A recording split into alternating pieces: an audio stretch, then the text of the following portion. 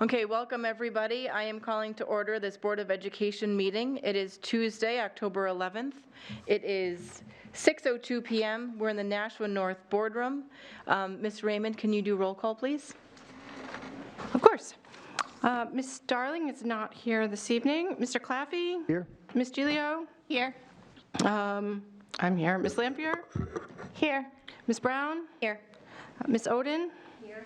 Ms. Johnson? Present. And Ms. Bishop? Here. Okay. And then we have Dr. Andrade, Dr. Sarfty, Mr. Posca, and Mr. Donovan. And we also have our student reps, Mr. Rogers and Mr. Sahu. Thank you. Did I miss anybody? No? Okay. Wait, did you ask me to do something else? No, I was just waiting, just the prayer. Okay, sorry. I want to apologize for being out last week and Heather stepping in for me. I was much appreciative. We had that annoying bug that's been going around has been in our house, so just had to shield you all from it. But thank you for continuing on without me. Thank you for filling in for me, Heather. Yep. Almighty God, we have the high honor and the serious duty of managing the educational institutions of our beloved city. In our common endeavors, may we find a spirit of unity and understanding which will enable us to face our multiple problems with an objective mind, with justice and charity for all, so that any and all decisions made by us will be for the betterment and greater happiness of all our fellow citizens. Amen. Thank you. Regan, do you want to join us or lead us in the pledge? Sure.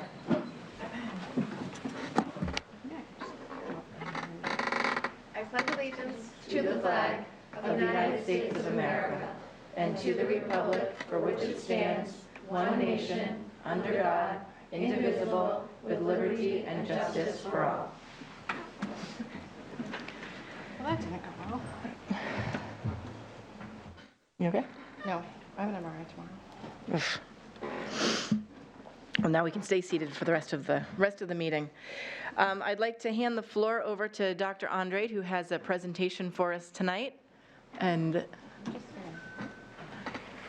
continue on. Thank you. So tonight, myself, Mr. Posca, and Dr. Safdie will be presenting a little bit of vision to support high-quality instruction, and what does that mean? Over the last 3 months, I've been able to talk to a number of teachers, administrators, students, collect some surveys on what's our shared beliefs, what are our initiatives.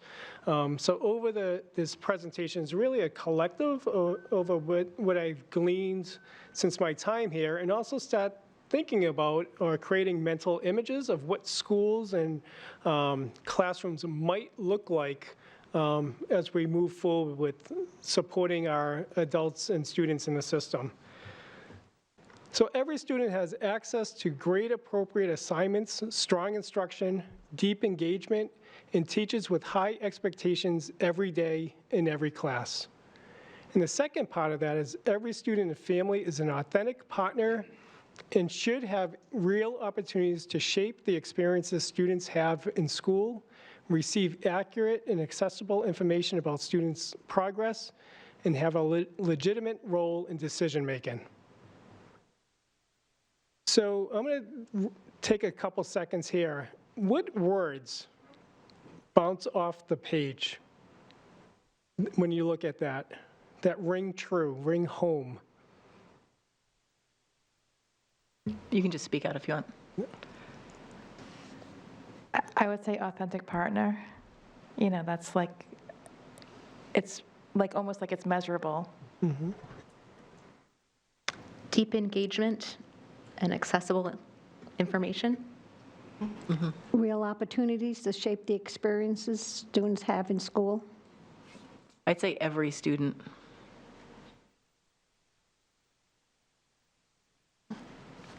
Any other words? High expectations. High expectations, yeah.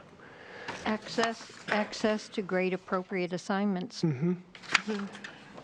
Strong instructions and deep engagement, and teachers with high expectations, at that whole sentence there, basically. Yeah. So we believe we can do this. right? So it's a vision, it's a mission, but it's something that we can do together, working with our educators, our adults, our community partners with the right kind of professional development.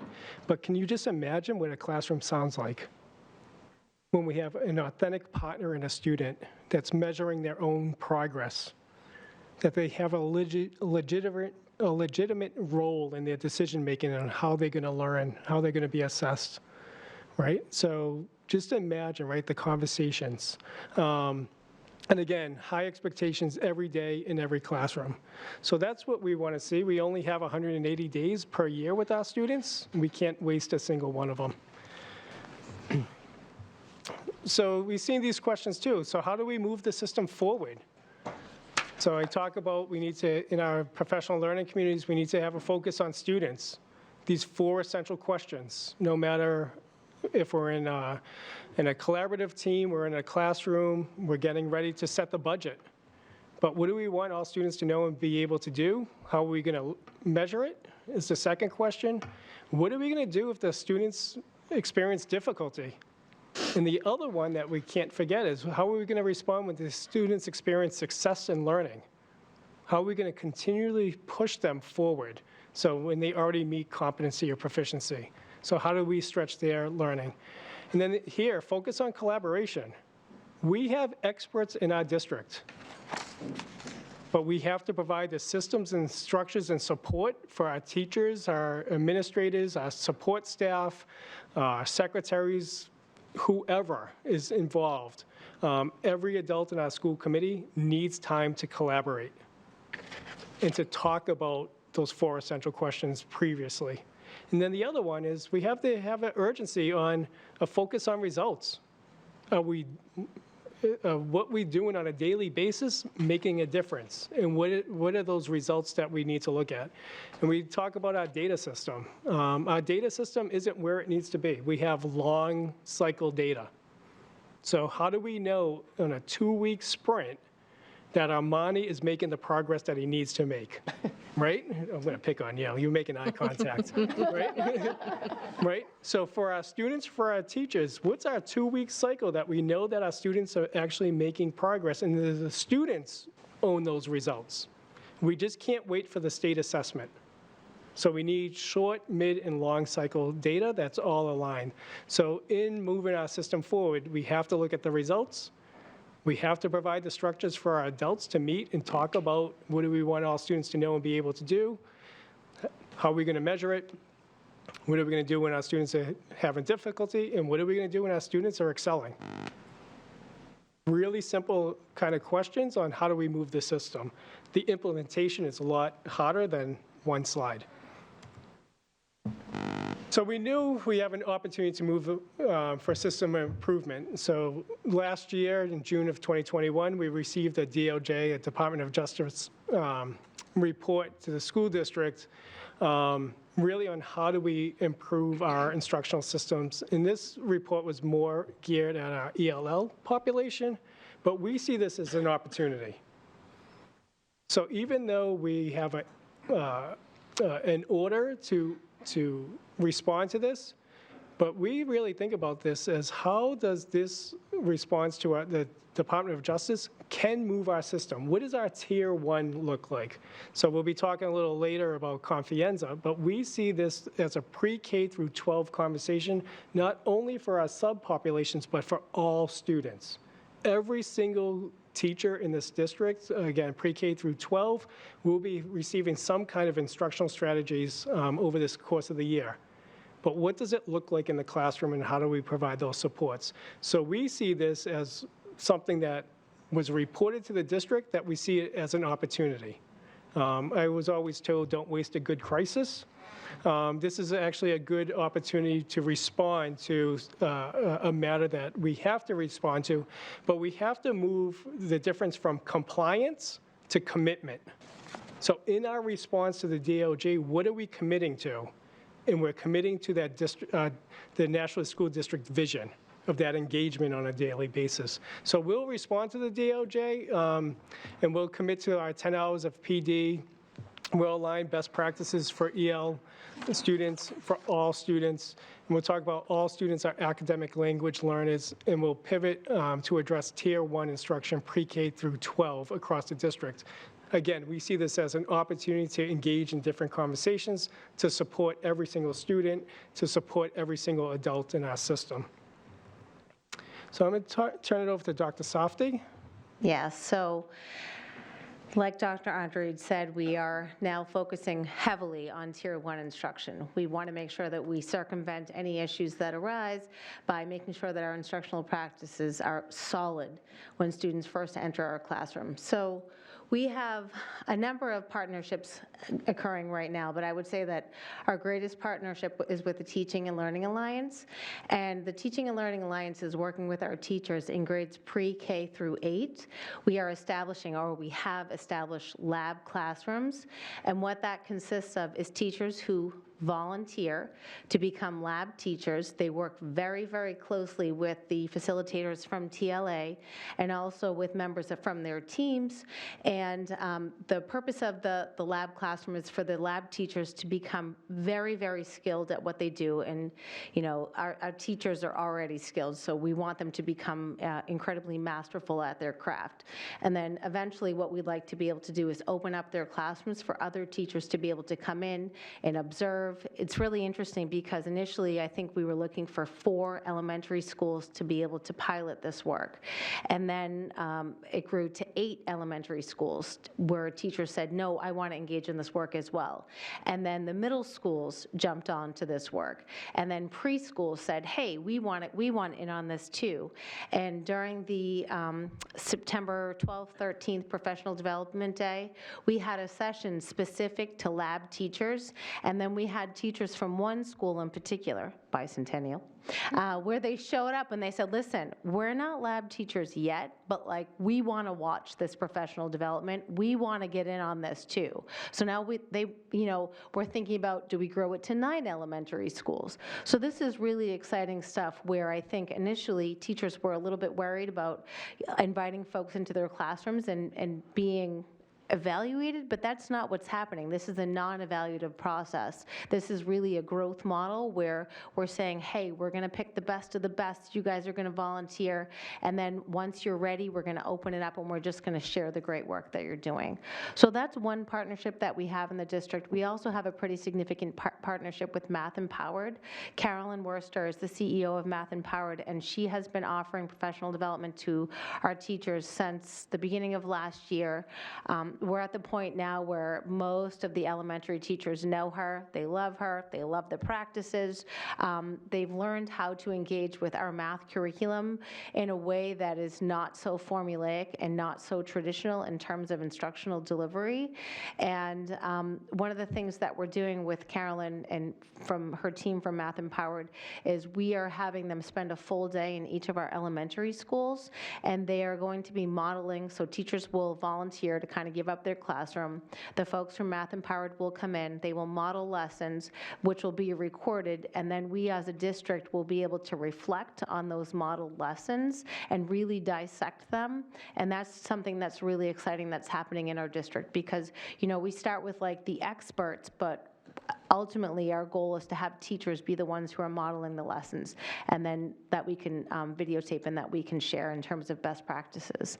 And I'm really excited that we have been working with the author of Building Thinking Classrooms, whose name I will not try to pronounce because I can't do it.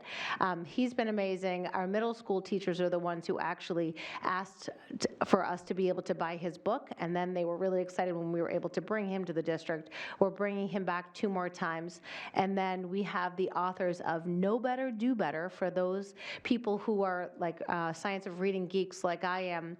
These guys, David and Meredith Liebman, they're a married couple. They live in Vermont. They are incredibly well known. They're actually coming to our district in person on February 20th, which is really exciting because I would say most of our teachers have read that book, and they are really excited about what's to come. We have lots of other things happening. With impact coaching, we have training for our coaches. The coaches are learning about how to create coaching cycles and really give meaningful feedback to our teachers. We also have impact coaching, working with some teachers who have opted in to some coaching around like how to build systems and routines in their classroom. And the last thing I just want to talk about really quickly is that we have some teachers who came to us and they said, hey, we want to conduct some action research. We want to learn more about how to prepare our kids to be proficient writers. And so they are engaging along with myself and a couple of other principals in the Writing Revolution PD so that they can learn about the Hockman method, which I'll say that the feedback from that training has been incredibly positive. So with lots of great things happening. And then when we talk about addressing the whole child, we're working with Jessica Minahan, Allison Roy, Ross Green, so that we can make sure that we are employing practices that are trauma-informed. So the other partnership we have is with Confianza, and every teacher pre-K through 12 will be experiencing some professional development through Confianza and some instructional strategies that are good for ELL students, but also good for all students. But we also know we have to build the capacity of our building administrators, and I say that with all due respect of building capacity. We have incredible administrators, but we're always looking at the continuous improvement. But one of the Confianza professional development is about leadership development. So we know in order for professional development to be successfully implemented in the classroom, we have to build the knowledge and skills of our administrators to execute the plan. So how do they provide the organizational support so that our teachers can be successful? So up on the screen is a series that our administrators will be going through on in order to support the implementation of the professional development of the teachers. So starting next month, our building administrators will be working on, again, what's their vision of equitable instruction? How do they lead effective change? What data are they looking at? What's effective coaching? Right? How are building administrators working with their teachers or department chairs, lead teachers, instructional coaches? What does it mean for an administrator to be an effective coach? And then again, that real-time coaching around data and feedback cycles. So we also know in order for our teachers to be successful, our administrators need to be successful. So we're taking the two-prong approach to making sure that everyone's getting the right level of professional development so that we can have a systematic approach to, again, raising the bar at Tier 1 instruction. So this year, before Dr. Andrade came, I worked with Mr. Donovan and with Derek Danielson to be able to make sure that we built a budget that allowed us to update our instructional materials. It's very important that we have high-quality standards aligned materials to present to our teachers. We want to make sure that they have the best possible resources.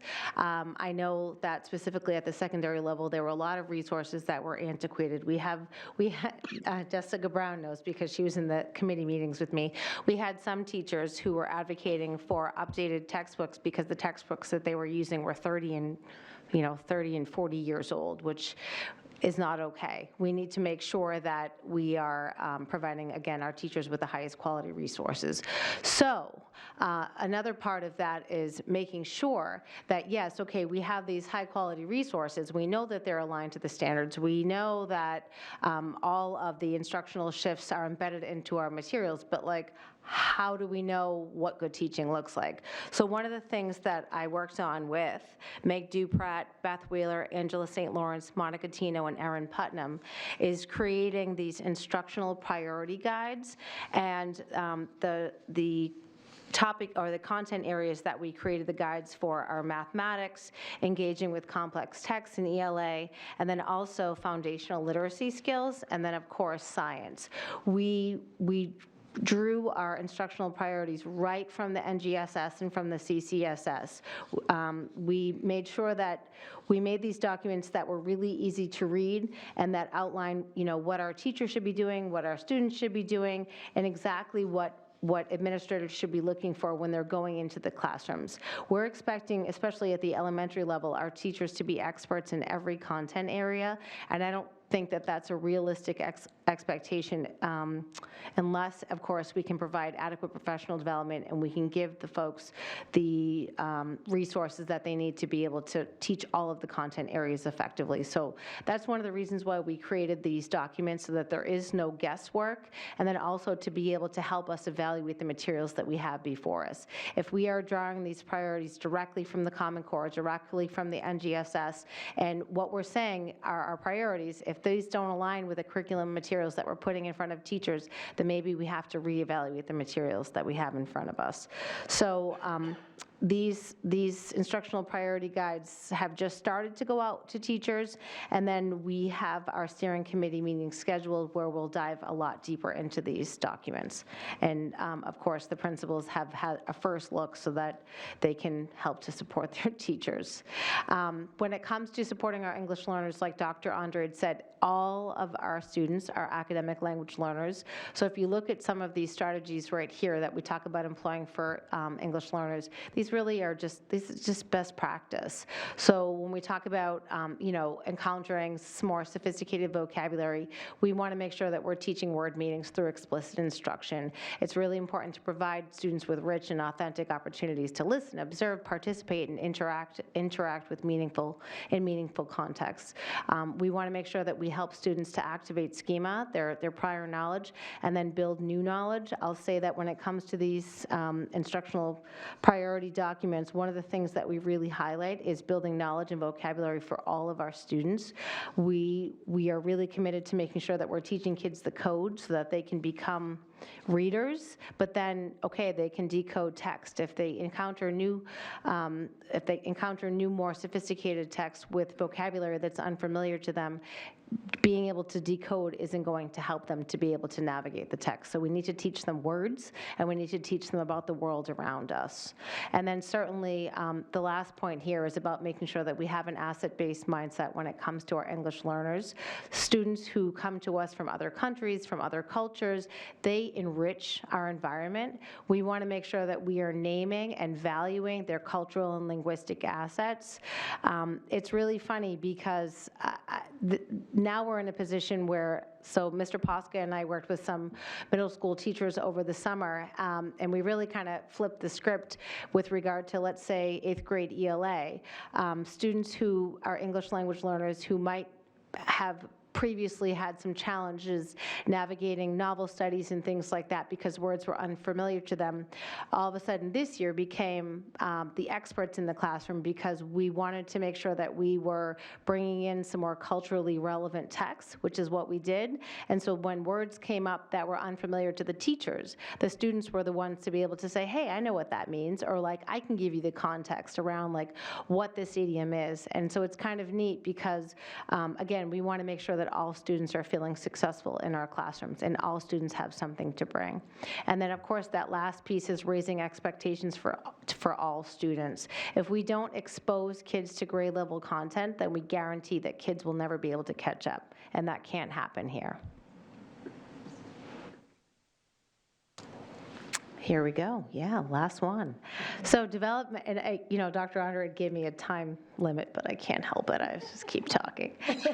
I know, so much. So developing a community of practice, this is really important to us. And this is the work that we're engaging with, again, with TLA, with Math Empowered, even starting with me, starting with our coaches. We are going into classrooms where teachers are comfortable, but again, we start with like those of us who are pushing this work. We're making ourselves vulnerable, putting ourselves out there, and allowing other folks to be able to observe us. What we'll do is, so let's say I was modeling a lesson, I would talk to the group that is observing me, prior to teaching the lesson, I would let them know kind of where we are in terms of our scope and sequence so they have a little bit of background knowledge. And then I would let the folks observing me know, okay, this is the standard that I'm attempting to target. And then together we'd talk about, or at least the group that would be observing me would talk about what do they expect to see if I was in fact targeting the standard that I am attempting to target. And so when those folks come in and observe my lesson, they'll literally have the standard in front of them, and then they'll observe, okay, what are the students doing and saying to address the standard? What's the work that's in front of them? What's the teacher doing and saying to address the standard? And then again, just evidence around the environment, like do the resources in the environment support the work that we are attempting to target? And so after the lesson is modeled, there'll be a little debrief meeting with the observers. They'll talk about, okay, these are all the pluses. These are all the best practices that we want to highlight. And then here are some deltas. And the way that we would frame that is we'd use a sentence frame, even better if. It'd be even better if you made these 1 or 2 little tweaks that can help to improve your practice. What's so great about that is that if I'm an observer, and I know because I've been in the situation, if I'm an observer and I'm in Miss Bishop's classroom, I might see her do something that I never thought of, and it can be something that's so subtle. But I think in my head, okay, I'm going to try that because I never thought about doing it that way. It's really meaningful for the observers, but then also really meaningful for the person who's being observed, because when you get that feedback from outside, from people who have an outside perspective, it can be, again, just a little subtle tweak, but those tweaks can have a huge impact on the overall effectiveness of teaching. And so we're doing that work right now. It's happening. The next one that's coming up is actually Beth Wheeler, our new elementary math coach, is going to be teaching a lesson over at Bicentennial. There's a group of teachers who are going to be going through this protocol right here. I'll be participating, and then the teacher who's going to be hosting the lesson will then go ahead and then model her own lesson at a later time. So it's kind of neat, lots of great things happening. So I think what you've heard is there's a lot of exciting things going on in the district. We have a clear vision. We have professional development in place. We're working on making sure we have the proper resources for all of our staff. We're establishing clear expectations. And as we go in the classrooms and do our mini observations pre-K to 12, which we're regularly conducting over the last month and a half that we've been in school, now we want to provide that feedback. But when we go into those classrooms, what is it that we're looking for? We want to see, and this slide kind of helps identify what it is we're trying to look for. Is there a clear standard that we're looking to, that our teachers look to aim for? What is it that students should know and be able to do by the end of the lesson? What is that learning target? Does that learning target align with that stated standard? And then that success criteria. Do our students know what good looks like? I think, one of the best examples I can give of that is if we're working on our writing, and we're showing different pieces of writing. What does a 1 look like? What does a 2 look like? What does a 3? What does a 4? So our students know what they're aiming for, and does that line with the standard? And then finally, what is that task that we're asking our student to do, and does that line with the standard? Sometimes the standard might ask us to analyze a specific thing, but yet the task is asking us to list something. Is that aligned? We're looking for that alignment, and all those things have to be in alignment. We're looking through the classroom when we go into the classroom. So we're working, the building administrators and Dr. Sarfty and Dr. Andre and myself are in these classrooms and observing this on a regular basis as well. So it's really exciting. And then we have some other slides there that can dictate what it is what we're looking for. So here's a kind of a quick slide that probably resembles a lot of what our former teaching and learning looked like. Teacher at the center of the classroom, students in rows, providing that direct instruction. There's a time and a place for direct instruction. It needs to happen. Does it need to happen during a 90-minute block at the high school? Probably not. But there's going to be a portion of that 90-minute block that is set up for whole group direct instruction. I was in a class with Mr. Burns the other day doing some walkthroughs, and we happened to be in an AP class. In the classroom was set up like this, and the level of engagement in the students was off the chart. They were actively involved in that learning. So it can be a very useful and an important piece of learning for all of our students. But then we shift to the next slide, and we see a little different setup of the classroom, maybe some small group model, but it's still the teacher in the center. The teacher is leading these student groups. Again, it can work, it's an impactful way for our students to learn, but we need to have that kind of that trade-off. It can't be all of that first slide we saw, a little bit of this slide, and ideally, what we'd like to do is shift towards this model where the students are leading the instruction and the teacher is acting more as a facilitator. And this takes a lot of work to get to this level. Are we there yet? We're not there yet. Are we seeing it in pockets? Yeah, it happens in pockets at times, but this is what we're working towards. And this is, how we want our students to engage with the work. When we're talking about a high level of student engagement, this is the students controlling what it is they're learning, and the teachers facilitating that, moving around the classroom. The students are learning and teaching them, I shouldn't say teaching themselves, but teaching each other and working with each other to collaborate on that learning problem that they're working towards. So that upside down triangle that we saw previously, they're engaging in that learning and that aspect as well. So this is one of the things that we're looking for when we go in the classrooms on a regular basis. It's not always all one thing or all another. It's kind of usually a combination of all these things, but at the end of the day, it's good teaching and learning, and that's what everything that Dr. Sarfty and Dr. Andre have previously mentioned is what our goal is.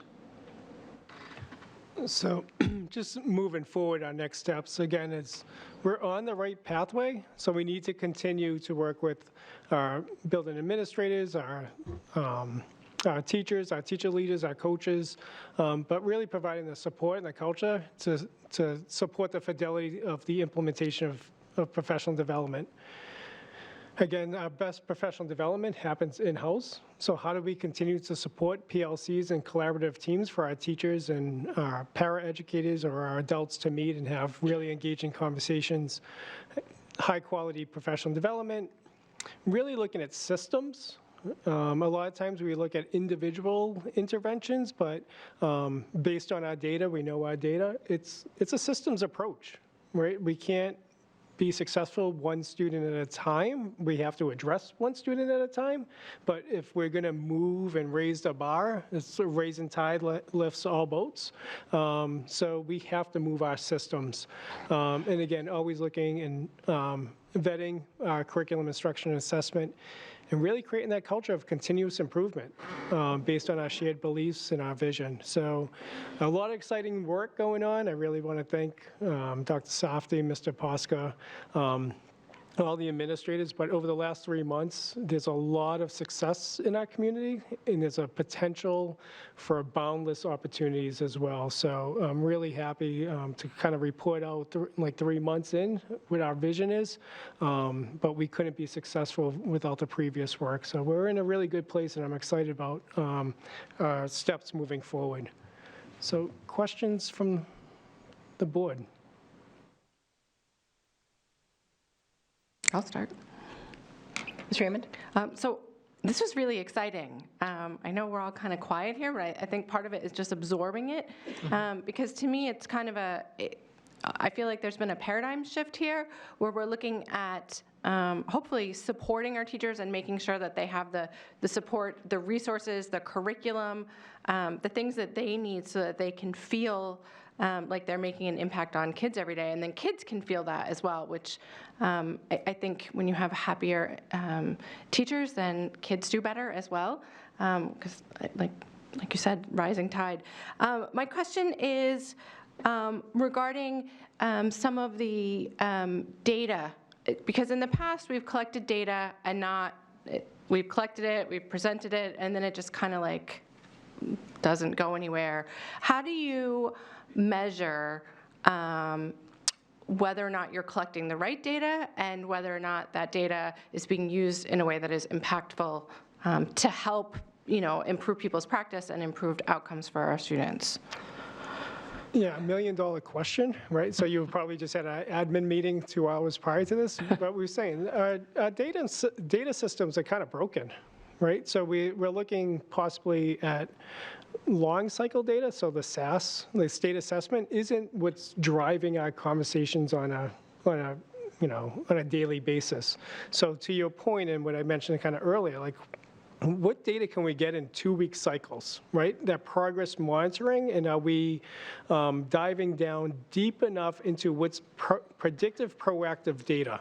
A lot of data that we collect sometimes is reactive,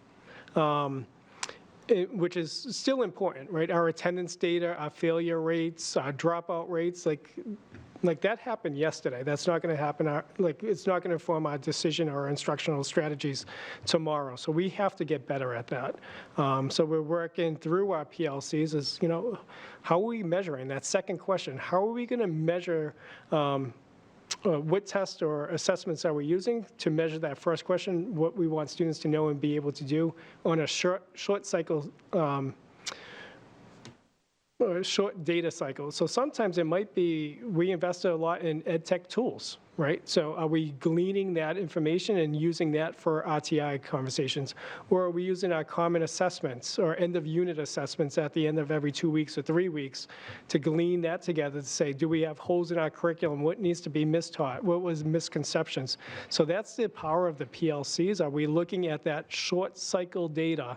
So in this unit, right? So if we're looking at learning targets or standards, in this unit, these 5 standards are going to be addressed. And do we have rich enough data at that end of unit to say, Mario was successful? And in that, what are those micro interventions that actually will inform my instruction tomorrow or the next day to meet that standard? So it's kind of, we're not there. Our system isn't built yet. Right now, we're looking at long-term cycle or long cycle data, which is our common assessments, our once-a-year assessment, and that doesn't create urgency. So we have to build that system. I know we're working with our data analyst on what are forms that can actually be quick hits for our teachers that we can glean that information. But we want to get into every 10 days, do we know where our kids are at? And if we could do it on a daily basis, that would be even better. So that's the right data of really, what's that predictive, proactive data that informs my instruction tomorrow, as opposed to what happened 2 months ago. Okay, that's good. And I like the idea of evidence-based practice. Yeah. I just, I think about when we say data, we're not talking about increasing the number of assessments that our students are having, right? No. Right, okay.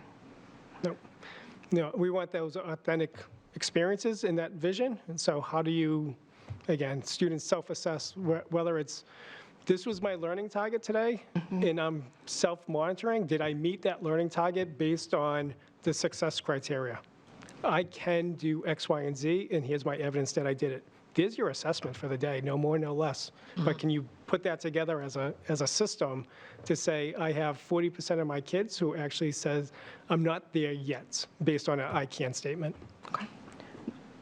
Dr. Sarfty?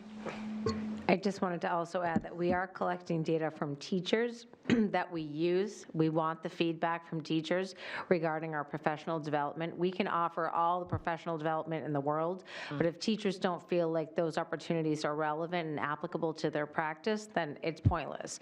So when it comes to choosing our professional development partners, that's all based on feedback that we receive from teachers. And I will say that after the September 13th PD Day, we did we collected responses from, I think, like 312 teachers who responded to our survey, and they let us know how they felt about the opportunities, and they also provided a lot of anecdotal information that was very, very, very, very valuable. Jonathan Foster went through, he's our data analyst, he went through and he really teased out our common themes and gave us a lot of ideas about, okay, we know what teachers want, we know what they liked, we know what they did not like, and now we have to do some things a little bit differently for our next full PD day. So I just wanted to kind of put that out there, that the teachers' feedback matters. And also when it comes to the Curriculum Chronicle, there's a little part for them to be able to ask questions and or offer feedback. We look at that. Like every single week we look at that and we help make decisions that way. And that was my second question, was regarding curriculum. And I'm so excited to hear that you are looking at curriculum in this way to see, does this curriculum actually serve the purpose for which we want it to serve? And I think we'll get some different answers from different people across the district. So when do you expect to have something meaningful and actionable regarding various curriculums that the district is employing? I mean, do you think it will be for the next budget cycle? Do you think it would be sometime this school year? I think right now our focus is, so we know that our math curriculum has been vetted extensively and it is aligned. Has been vetted by numerous groups, and it's one of the top-rated math resources out there. Right. I'm thinking reading and... But yes, so I will say that we are in the process of exploring our reading curriculum, especially at the elementary level. It's important now that we are addressing foundational literacy skills. That's a great thing. We brought foundations into the district. We also brought in integrity. That's great, because I think that those foundational literacy pieces were missing previously, and unfortunately the middle schools are seeing the negative impacts of that, and obviously the high schools as well. That's great. And we also want to make sure that, comprehensively all of our ELA curricula is aligned to the science of reading. And these are not philosophies. This is backed by, scientific data and 100 years of research. So that's kind of our charge right now. Okay, thank you. Any other questions? Ms. Lampier? I was just wondering, I always worry about the teachers being overwhelmed, and like with the data that they have to collect, do they have time to collaborate with each other, to use the data to put it into, useful information for you guys? Is trying to collect the data taking away from their time with the kids? Has anyone mentioned any issues with that? I just don't want them to be overwhelmed. They work so hard. No, absolutely. So we want to make sure there's coherence and clarity. We don't want them collecting data to collect data, right? So it's really, I think, to Ms. Raymond's point, is what's the most meaningful data that they're looking at in their collaborative teams or their PLCs. So most of the data that they were asking them to collect, they're already doing. So again, but really when we get there, it's really the teacher ownership and the teacher empowerment of what data in that unit do they think they feel they need to collect, especially around a standard. But we are not putting out forms or checklists or anything else of having teachers to do more, but really to create that culture in their PLCs of are they looking at the right data to drive instruction. So hopefully they have a lot of that data. If not, then we'll work collaboratively with our educators to make sure that we build a system that respects their time and effort. I was wondering too about the instructional priority guides. I know you guys had worked on them. I wasn't sure if it was the administration, the teachers, or who was the one that put those together, and how, how detailed it is. Yep. So they are attached to the presentation tonight, so you'll certainly get those. So I can say that I worked on them with our coaches, who are teachers. But again, the instructional priorities come right from the Common Core and right from the Next Gen Science Standards. So this isn't unfamiliar to teachers. It's just kind of one-stop shopping in terms of what are our priorities as a district. When you look at, let's say, the elementary math standards are like this. And so what we did was we kind of funneled it down, but we didn't arbitrarily funnel it down. We funneled it down based on what the Common Core states are our priority and focus areas. Yeah, just to reiterate that point is that I think there's 7,000 standards that the students have to master over pre-K through 12, right? They're just not in school enough to master that many standards. So really the purpose of identifying priority standards or instructional priority areas is to actually help our educators to say, what are the non-negotiables that you have to do? This is nice, but this is a must-have. So same thing when we look at our curriculum, like what are the non-negotiables for Algebra 1, right? And so being that really specific so the teachers know that kids have to master this, and others are just, they're nice-haves, right? But really getting into those instructional priorities and these documents to say, if I'm a brand-new teacher or an experienced teacher, if I can go there, I have a focus for the year. Thanks, guys. One more. Sorry, and you have those for writing as well that will be attached to the presentation, or no? We have those for foundational literacy skills, which do include print concepts, but we also have them for engaging with complex text. And part of engaging with complex text is being able to demonstrate comprehension through writing. Okay. I'm thinking of whether or not there's variability across the district, and this is a question, I'm not saying I know one way or the other, whether or not there's variability across the district between what qualifies as a 2 versus a 3, or a 3 versus a 4, from grade to grade. Certainly at the secondary level, some of that calibration is what they work on a regular basis in those PLCs to make sure there is consensus of what a 1 looks like, what a 2 looks like, what a 3, et cetera. So our teachers are doing that on a regular basis anyway to inform their practice and to share that out with our students. Okay, thank you so much. Okay, I'll look at that after. Anyone else? No, those are the, Oh. Thank you. Ms. Johnson? Yeah, I've just got a question. How come we didn't get this presentation prior to? Yeah, that was my fault. I wasn't finished on Friday. Okay, thank you. Ms. Brown? Is there a way that we could take it all the way back to like the first slide about your, like the philosophy? Oh, or I guess the second slide, thanks. I just want to tell you how much I appreciate, this is a comment, not a question, the fact that the One Nashua vision, you can see that there's strategically moving things forward with the focus on students, the focus on collaboration, the focus on results. And I really like the fact that we're talking about deep engagement and high expectations. I think it's something that we all want to see for the whole city. So thank you. And I'm sitting here smiling a lot of the time, and I wish I had a more meaningful question to ask. But I've been working with Dr. Sarfty a lot over the last several months to see these really great things come through the curriculum department, and I think I can see the evolution happening. So I'm really excited about it all. So thank you.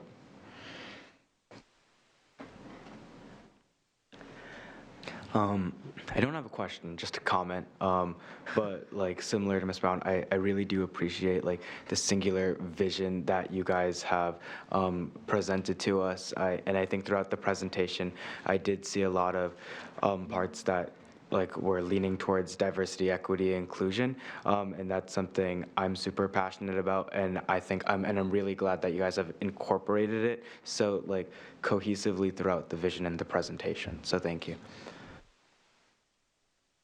Okay, thank you. Yes, that was very interesting, and I feel like not only are you guys making steps into the future with what the district is going to look like, but you're clearly explaining that to the rest of us who don't have the same set of skills that you do. And I don't know about you guys, but I feel like I'm part of this and I understand it. And that's, I think, exactly what we were hoping for.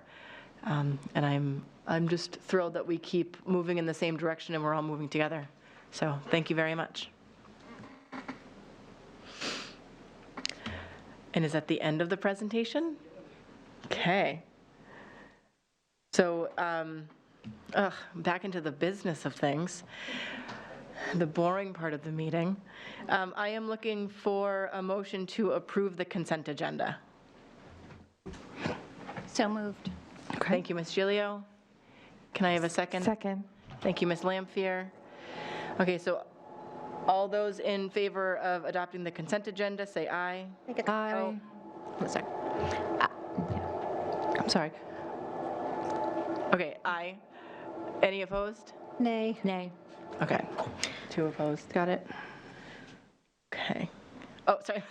I'm going to make this after the motion was made, before we made the vote. I do want to say I'm still voting against consent agenda because I do think that our minutes still need to be better, but they need to be clearer, and I would support verbatim minutes. However, I do want to commend the secretaries, the administrative assistants, that they have been vastly improved over the last 2 months, so with better detail and better summaries. So thank you for that.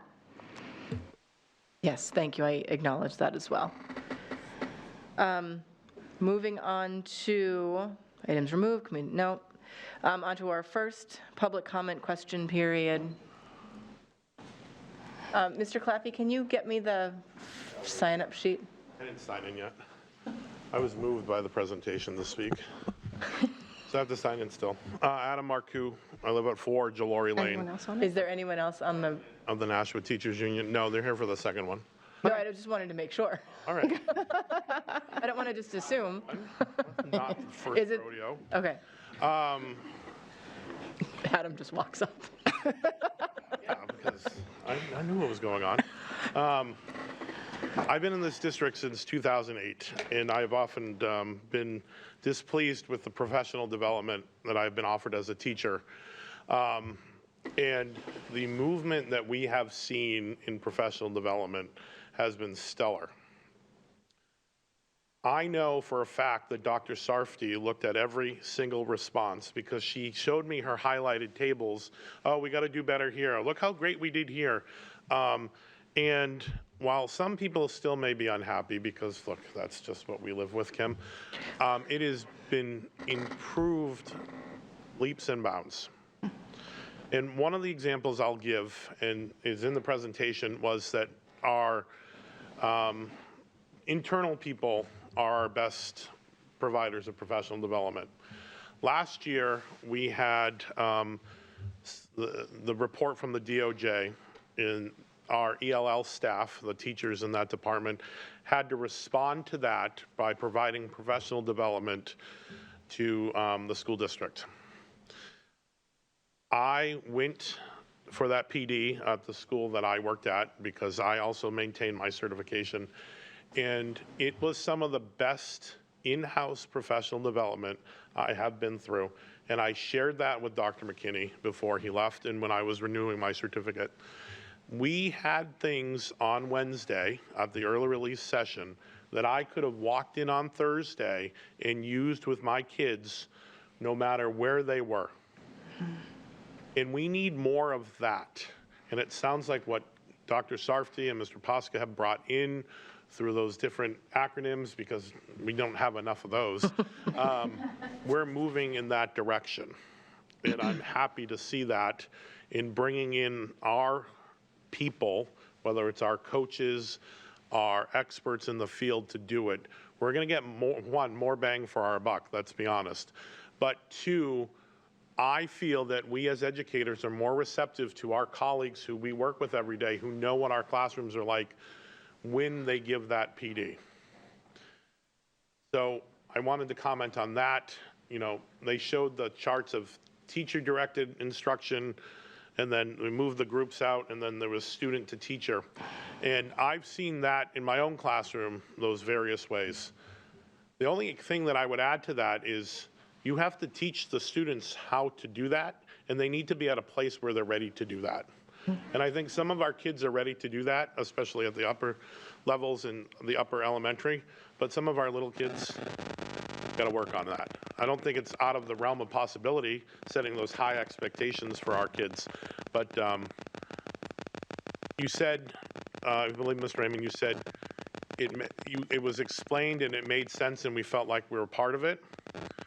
We feel like we have a ship steering in the right direction and everyone's rowing together.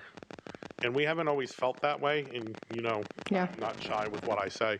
So we're making great strides. And, you know, I wasn't planning on speaking tonight, but I felt I had to give my perspective, so thank you. Thank you. Yes. I just want to say with that ELL PD last year, the teachers co-constructed that. Like, the teachers made that professional development, which Adam is saying is some of the best he's ever had. We didn't do that. They did it. So that's what my intent was, that it was them, so thank you for clarifying, because it was, like, they should box it up and take it on the road and make $1 off of it. Okay. Any other people signed up for first comment? Negative. Okay. Can you give it? We still need to. Yeah, can you log hand it to away. Mr. Claffey when you're finished, please? Okay, this brings us up to our superintendent's comments.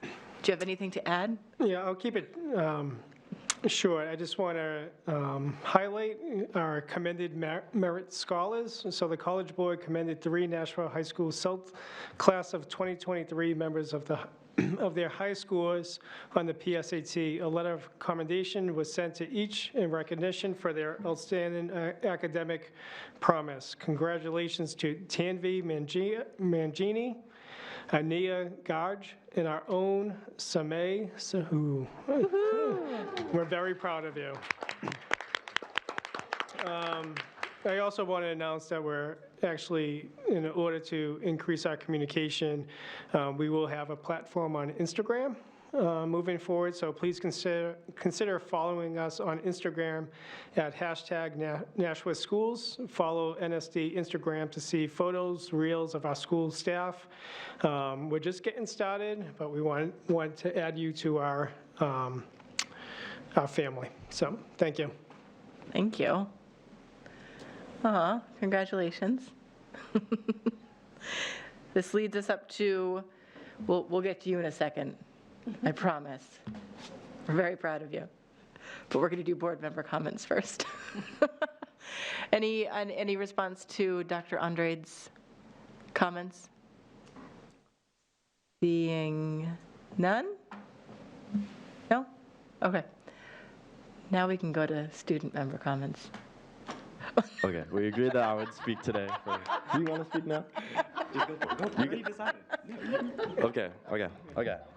So, starting Monday, October 24th through Thursday, October 27th, class office elections will begin at North. So yeah, looking forward to that. Vote Armani. I think I'm allowed to say that here. I hope so. But actually, the Monday of our last meeting, the Titan Connection program started at North, and that's where upperclassmen receive professional leadership training once a month, and then we'll visit our mentoring groups of freshmen 2 times a month to foster connections within the school. And speaking of fostering connections within the school, the class of 2023 Student Council is looking to move tradition at North to include the juniors at our Hoko dance. It's been a little controversial, but we have a poll that should have been up today. I think it went up today. And you can hear more about that during the morning announcements at North. Thank you. One more thing. And Red Ribbon Week is coming up. I know the Nashua Prevention Coalition has started fostering more relationships within the Nashua School District to promote drug abuse awareness. Thank you. Now, Mr. Sahu. Thank you guys for the support. I really appreciate it. I wouldn't have been able to get to the national merit status without my parents, as well as all the amazing teachers and staff in the district. I really wouldn't have been able to do it without them. So just like thank all of you guys for everything that you guys do for the district. Just like quickly for what's going on with South, if you're a senior, your senior quotes are due on Friday, as well as your senior photos. So if you have those and are yet to submit, please submit those on the Google Classroom. And then additionally, on Sunday, there was a member of the Nashua South community. His name was Kobe Camarada Hodgman, and he unfortunately passed away due to an accident. So I just wanted us to take a moment of silence for his respect for his family and in his memory. Thank you.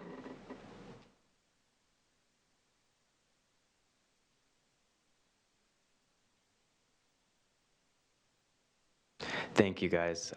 That's all for tonight. Thank you, Mr. Sahu. Now we are going into,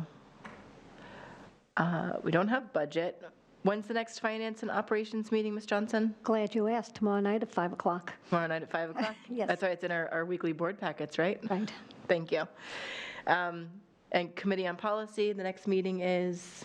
It's scheduled for the week after next, but we may have to postpone it till either the last week or just skip it and double up in November. Okay.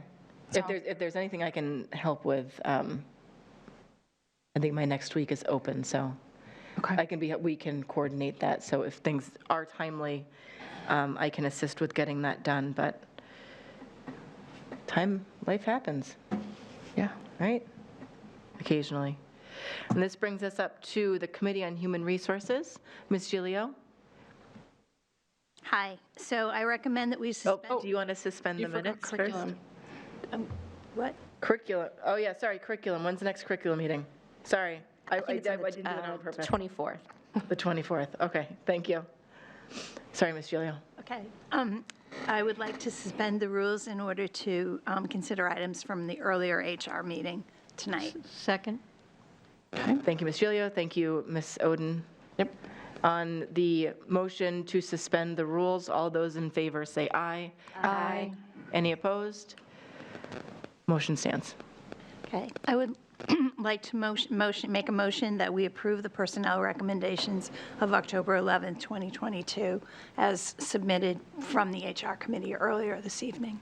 Second. Okay, thank you, Ms. Oden.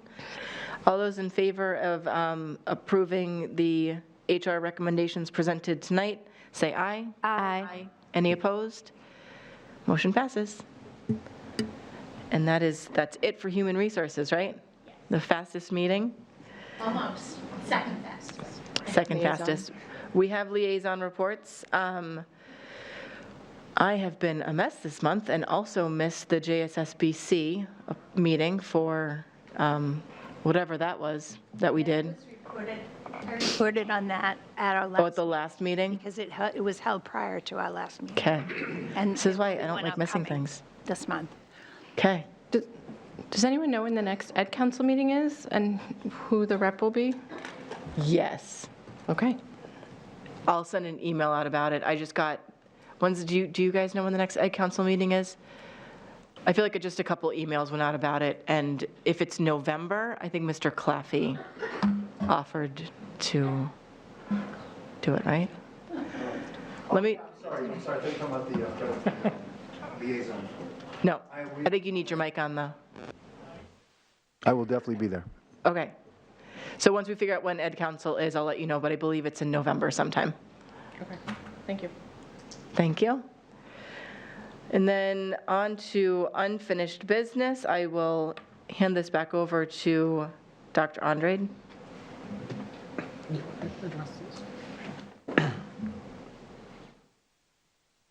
Or Mr. Donovan. I'm who's going to making- pinch hit for the doctor, Okay. okay? Okay, so there is a public hearing tomorrow night at the Board of Aldermen related to two bonding resolutions specific to the school district. So we were instructed that the Board of Ed should officially approve these bond resolutions prior to the Board of Aldermen approving them. So we're getting in just under the wire. But the two bond resolutions, the first one is for a issue bonds not to exceed $16 million for building renovations at Birch Hill and Maine Dunstable Elementary. Now, these two schools have been on our capital plan. The plan was to do them after we finish the middle schools, but since we have ESSER funds of about $15 million that we can use towards this, it makes sense to put all the funding together and start the projects a little sooner. They have been approved by this board to move. They're at the JSSBC level. This is just to approve the bonds. So the first one would be to recommend to approve, as it says, resolution R22066. Okay. So I'll make that motion. Motion to approve Resolution R22-066,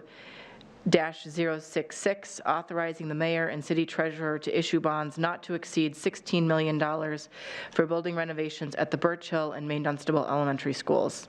Second. And Ms. Gilio seconded it. Thank you. Comments, questions, Ms. Johnson? Thank you. I know I voted for this the last time. I was not very happy that we didn't have enough ESSER funds for this and also to do the air quality in the schools.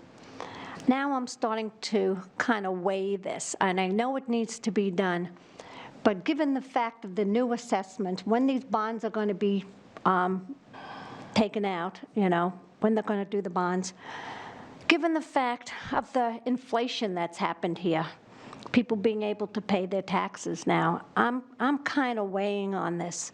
I know this has to be done, but there's a lot of issues that's weighing down right now. It's called inflation, inflation, and more inflation, and when these bonds are going to be sold. Do we have any idea when the city's going to sell these bonds? Not at this point. Not at this point. That would be decided by when they needed the funds, and And the when do- treasurer's office would be responsible for that. I just hate going to that office and asking for information. And when are we starting this project again? Well, it's at the JSSBC level. They've begun, the architectural drawings and stuff are taking place as we speak.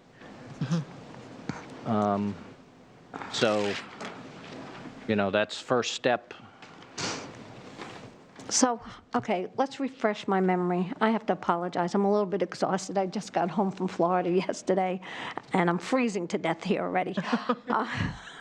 It's hard to leave 85-degree weather to come back to 40, 50-degree, if not more. So we're doing the drawings, and the money's coming from where? Where's the money coming from for these drawings? Is it at JSSBC that they pulled the money from? Yeah, it's our deferred maintenance, I think, is paying for the original, the work that's being done now, the deferred maintenance account. Yep.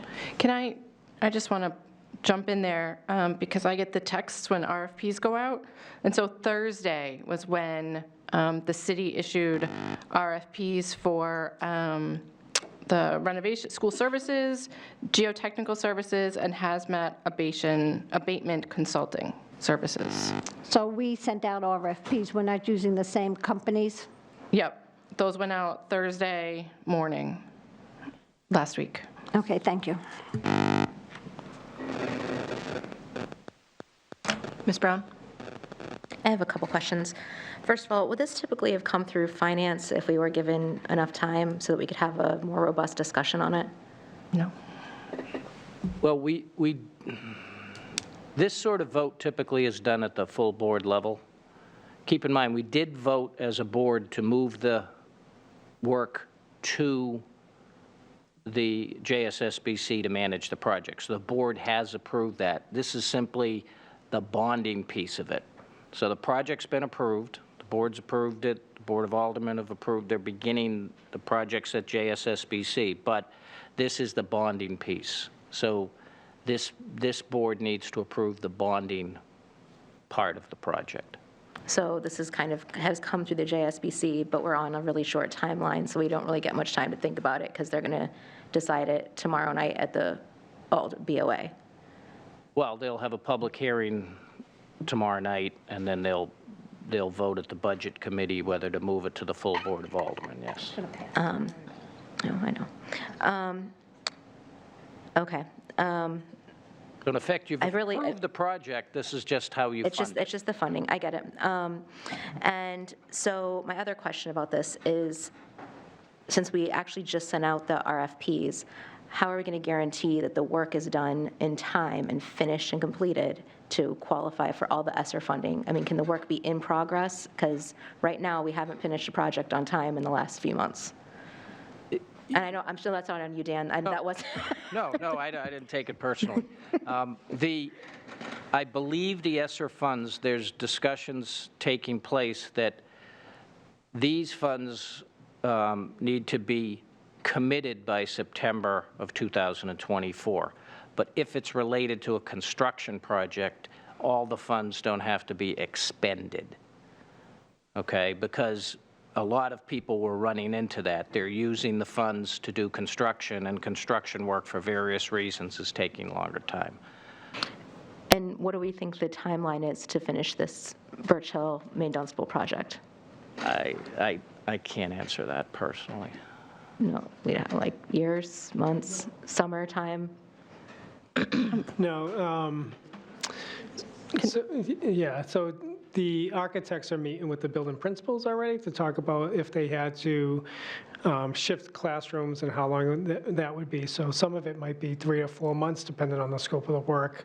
But if we go one of the options might be, are there additions that need to take place in the schools? And if it's an addition, how disruptive is that going to be? So obviously that might be a year or two, but without the disruption to the classroom. So we're still looking at different options of how do we maximize the space that we have.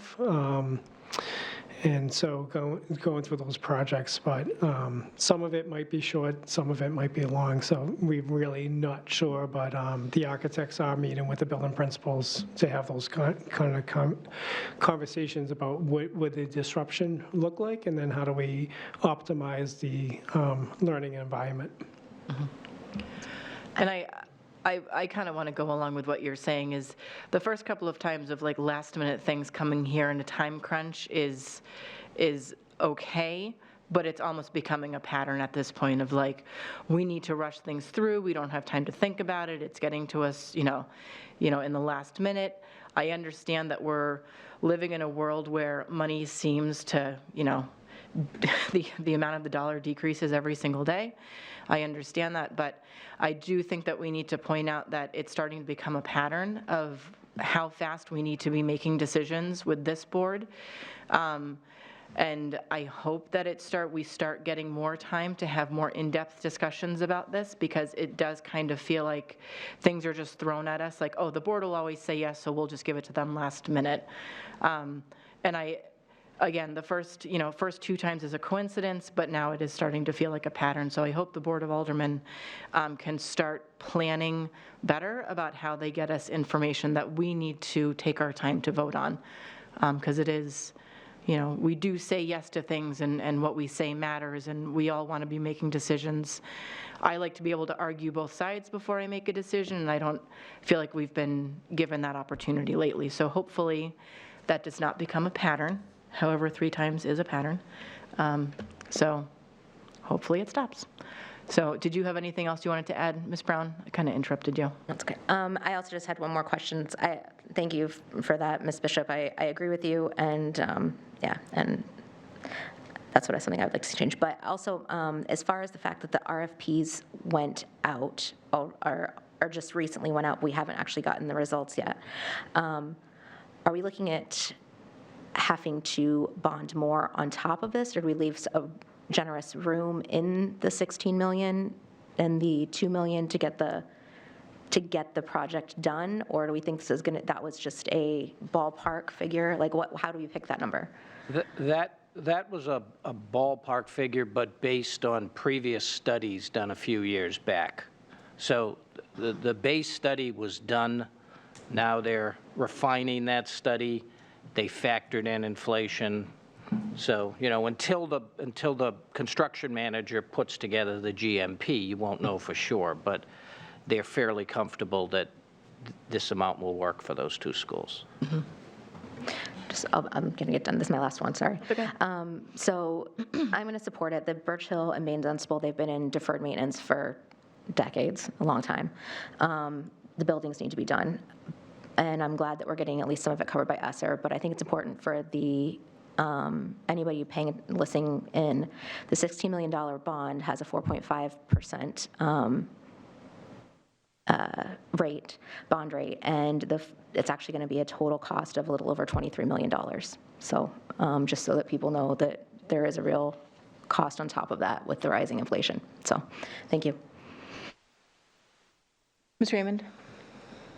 Thanks. I have a couple questions. The first one is about, one's money and one's wording. So this motion says that we're approving a resolution of the aldermen. Shouldn't we request that the aldermen approve the resolution? Because we don't have the authority to actually approve any bonds, right? The aldermen have to do it? Correct. So I would just like a friendly amendment that the motion be to request that they approve the bond, because again, we just don't have that authority. And then the second question I had, and maybe my memory is failing me here, but based on the JSSBC meetings, we're getting $15 million from ESSER towards this, we think, because of the HVAC and such, because those are correct. They need to be completely redone because these buildings don't have classroom walls, and we're going to add those. So I guess I'm confused about how the money trickles down. Like, if we're going to get ESSER funds for this, we have to bond and then use the ESSER to pay off the bond? Like, how does that? So it's 15 million plus the $16 million bond. Exactly. Got it. Thank you, Ms. Brown. And the 15 million will. I was like, I'm not understanding something here. Yes, no, combined, so that's 31 million. Okay. And that's for both schools together? Yes, Okay. yes. And the 15 million from ESSER needs to be specific to sort of HVAC and windows and things. Putting up walls and stuff, ESSER won't cover, so. Right. We'll have to, that's what the bonding will. Got it. Got it. And honestly, I think that's necessary in both of those schools because they were built 40 years ago with a very different educational model and a different safety situation. I mean, we need doors and walls in our classrooms to protect our kids. Okay.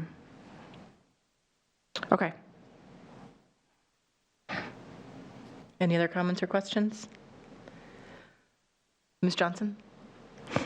I just want to make sure that when we're invoiced, that we're going to really check the invoices to make sure the square feet are correct, and that at the end, we won't get a bill saying that we're off by, what was it, like $4,000, whatever it was, and we only paid them $800. I mean, because that's a big, huge mistake. And although, you know, people think it's funny, if you were building your home, you would look at those estimates and you would make sure everything is right. At the end, if they told you, you owe us money, but the contract says, this is what I owe. So I just want to make sure that we're really checking that out. We'll leave that to you, Mrs. Johnson. Is any of that coming back here, or does it all go back to the JSSBC now? It would That will Should go all to go the to back to JSSBC. And I'm not on that committee, so I'll leave You that can up come to if you want. No, I'm good. I'll leave it up to you to double check the math. Okay. Thank you. Okay. Okay, so on the, friendly amendment to recommend to approve resolution, blah, blah, blah. Actually, I'll just read it into the record again. So on the motion that we recommend the approval of resolution R22-066, authorizing the mayor and city treasurer to issue bonds not to exceed $16 million for building renovations at the Birch Hill and Maine Dunstable Elementary Schools. All those in favor, say aye. Aye. Any opposed? Nay. Ms. Johnson, nays. Got it.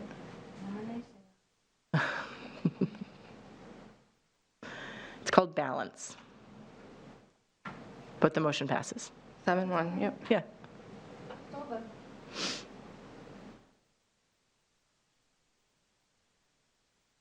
Okay. You all set? Yeah. Okay. I just needed to cross out some stuff. That's okay. So same with this one then, wording-wise, my suggestion would be that the motion is to recommend the approval of, right? Mm-hmm. Okay, I'll make the motion. Right. And once again, this is just, well, do you want to make the motion first? Yeah, I'll make the motion. I recommend that Resolution R22068, authorizing the mayor and city treasurer to issue bonds not to exceed $2 million for school building safety improvements to be approved by the BOA. Second. Thank you, Ms. Gilio. Can you tell us a little bit about this one?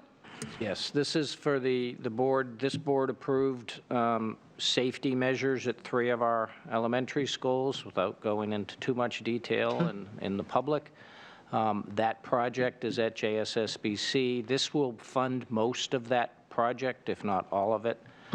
There's a possibility we put in for some state funding to cover some of these costs. We have received some state funding, which we'll share with you probably at the next board meeting for safety measures, but not specific to these safety measures. So, but we're still reaching out, and if we get it, that will reduce the amount that we have to borrow for the bond. Okay. Any comments or questions? I just want to comment that I think the safety measure is vital. So I want all the schools to have equitable safety measures, so. Can I take this quick minute while we're talking about safety measures? Because we've received some emails before about why not everybody knows what all the safety measures are. Can we just quickly touch upon why we don't go into specifics about that? I mean, I know it's for safety.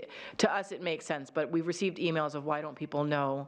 It's because we don't want to show our hand, essentially. Essentially, yeah. Okay. So whatever. So there's a reason that, Safety and security, that, communication devices to our police and fire departments, so that's essentially it. So. okay. Or, where students are evacuating to, so we don't want that public of, Right. you cause one situation that might mitigate us evacuating to a spot that might people be waiting for. Right. So that's exactly it. It's more just safety and security. I just thought I'd take the opportunity to address emails that have come to us and, never let a good crisis go to waste, like you said. Okay. So on any other comments or questions?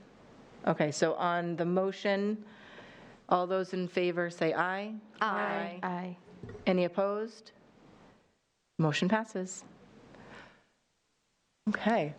So I just have one thing in new business, and it's not on here, and I just found out about this the other day. Just having some scheduling difficulties with the parent negotiation board member attendance. Does anybody offer to step in and do the parent negotiations? Just, we keep having scheduling difficulties. I'd love to. So, sorry. I would as well, and I have, Yeah, you have more experience. no, it's not that. I mean, I did start out as a para, so yes, indeed I do. But I'm retired, and I have a lot of time available for the meetings. I'm not sure when they happen, and I know that Ms. Lamphier's schedule is sometimes problematic depending on the time of the meeting, so. So I'm just going to interrupt you because I did not think I was going to get so much enthusiasm, but we're about 3 meetings behind on having a board member at the table. And I'm actually looking towards Ms. Oden, who has sat in on parent negotiations before and can probably pick up where we currently are, if that would be okay with Ms. Oden. Well, when I came back to education, I came back to Nashua as a para, worked as a 1.5 years. I sat on para negotiations the last time. Right. And as a new member, the only committee I'm on is HR, and that's scheduled the night of the board meeting, and I think it would only be fair to offer my time to the negotiating committee for the paras. Okay. We need a motion. I think that's a wonderful idea. If somebody wants to make a motion for that, that's fine. I think I just wanted to run it past everybody first. I didn't want to go and change things on the website about who represents what without a formal conversation. But Ms. Johnson? Yes, if you've been running behind, why did you take so long to bring this to our attention? Because, many of us could have stepped in the interim if that member couldn't do it, because I'm not working I'm going to start a job shortly, but I could have stepped in on my days, other than last week, but, Had I known that member was not showing up, I would have arranged for that. Well, didn't anybody notify you that the member wasn't showing up? No. I knew the first one was missed, the second one was a no-show, and then the third one, I think, was a call-in in the morning, but it wasn't a call to me. And that was about half an hour, I think, before the meeting started. So Ms. Oden will... I'll make the motion then, just to I'll second. formalize it. I move that we approve. Wait a second, we got a hand up here. Let me just finish the motion, and then people can say whatever they want about it. I move that we approve Dottie Oden as a replacement for the parent negotiations team. Second. Thank you, Ms. Gilio. Sorry, Ms. Brown? So I was under the impression that you were adding Dottie to the committee, not removing the current serving board member from the committee. I think that's a very bad practice. I mean, yes, I do think that, and just for the record, it's Christina Darling who's not here to I spoke with her this morning about it, and she was okay with this. she spoke with me and she said she did not volunteer to step down from this committee and she would prefer not to. And so I think that this is, I think it's a bad faith move. I am comfortable adding Dottie as a contributing member to the committee. I think removing seating board members, especially when they're not here to defend themselves or give themselves space or give themselves, say their piece, is it's not very honest. And I think I actually called another, back when this was happening to me earlier this year, I called some old previous board members, previous board presidents who'd sat on this board for decades, and this has historically never happened, that we've tried to remove people from ongoing negotiations. And now we're going to try to do it twice in the same year. It's not a good look for us. And I'm sorry, I'm frustrated by this because I thought the conversation was about adding Dottie as opposed to removing someone else. But I was aware of the situation before I got here because Ms. Darling did notify this morning that you two had had words, and she did inform me that if this motion was made tonight and you were asked to step down, that she is not doing that by her choice. So I just want to go on the record for that.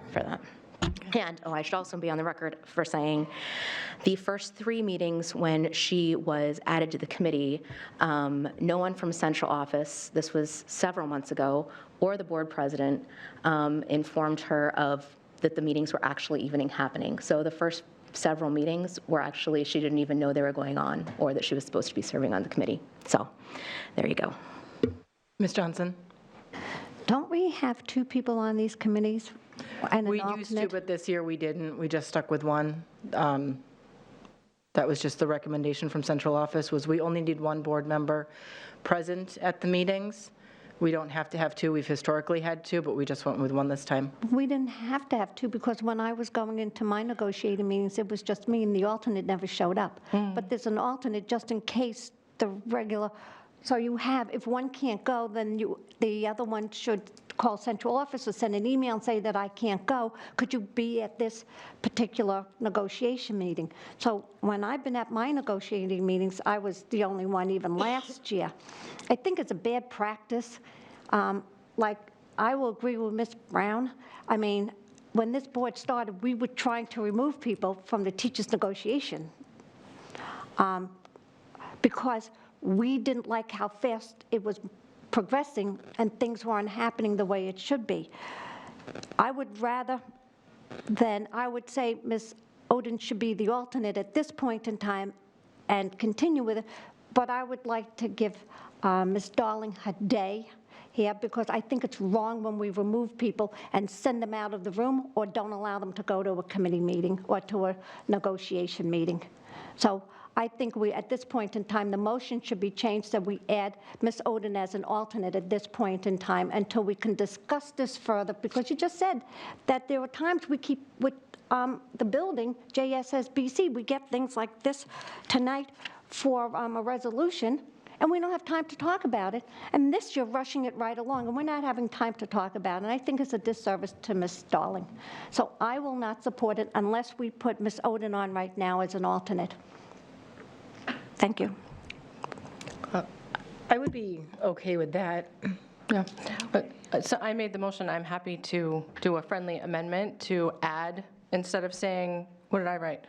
I wrote motion to approve Dottie Oden as a replacement. I'm happy to add Ms. Oden to the para-negotiation team, if that is more palatable to people.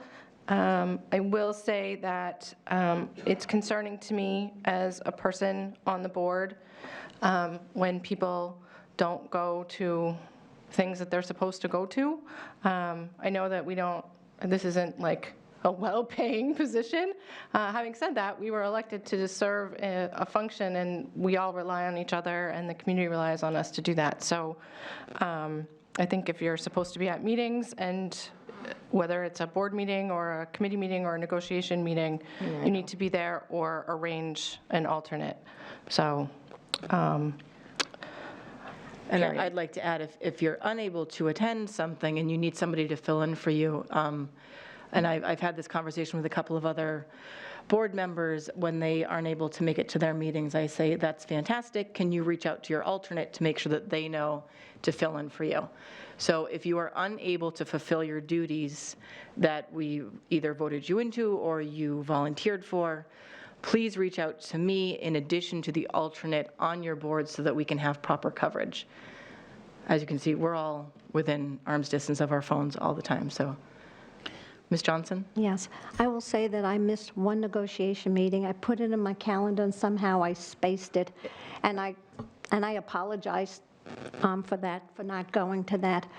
But yeah, I mean, there could be circumstances that's beyond some people's control at times. And I'd like to give Ms. Darling the chance. If she wasn't informed, it's not her fault. And you know, let's not rush things, and I'm glad that we can add Ms. Oden in as part of the team. Thank you. I would just like to add that I served on 2 negotiating teams, and I was kept in full, I was given plenty of notice about every meeting, and so if there's a breakdown somewhere when these negotiating meetings are happening and the members on that team are not being notified, then that's something that needs to be rectified. That was not a problem this past year on the 2 negotiating teams that I served on. I always got advance notice and then a reminder of the meeting, so. I think if it's a problem, we need to fix it. Ms. Oden? Can I ask, as an alternate, can I go to the meeting even if the... So the way the motion's written is you're a team member. Right, I didn't write it as an alternate, I wrote it as a team member. And I said it that way very specifically, so that should there be an issue, you are able to be there and be the voting person, and, you know, if there's an issue with you not being able to be there, Ms. Darling should be able to be there. But my hope is that. Well, it's more that I want to know what's going on, because a lot can happen at a meeting if you're not there. Yeah, you kind of have to go to all of them. Continuity, so that's why I'm asking. Okay, thank you. Okay. Any other comments or questions? Okay. All those in favor of adding Ms. Oden to the para-negotiating team, say aye. Aye. Any opposed? Motion passes. Sorry, I took up new business. We are now on to the second public comment. Unless, Dr. Andre, did you have anything to add for new? Okay, excellent. We are going into second public comments. Sorry, Mr. Claffey, can you grab the list for me?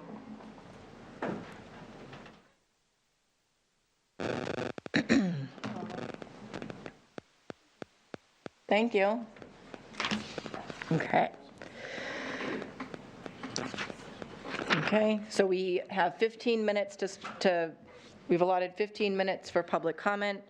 1, 2, 3, 4, we have 5 people signed up. Please stick to the 3-minute time frame. Can Sadananda Fandki, I have never been embarrassed before. I very rarely get embarrassed, but one time I was pronouncing a name and you laughed at me because I think I got overly zealous, and now I am so like self-conscious, and I apologize, but it's all Mr. Sahu's fault. No, practice makes perfect.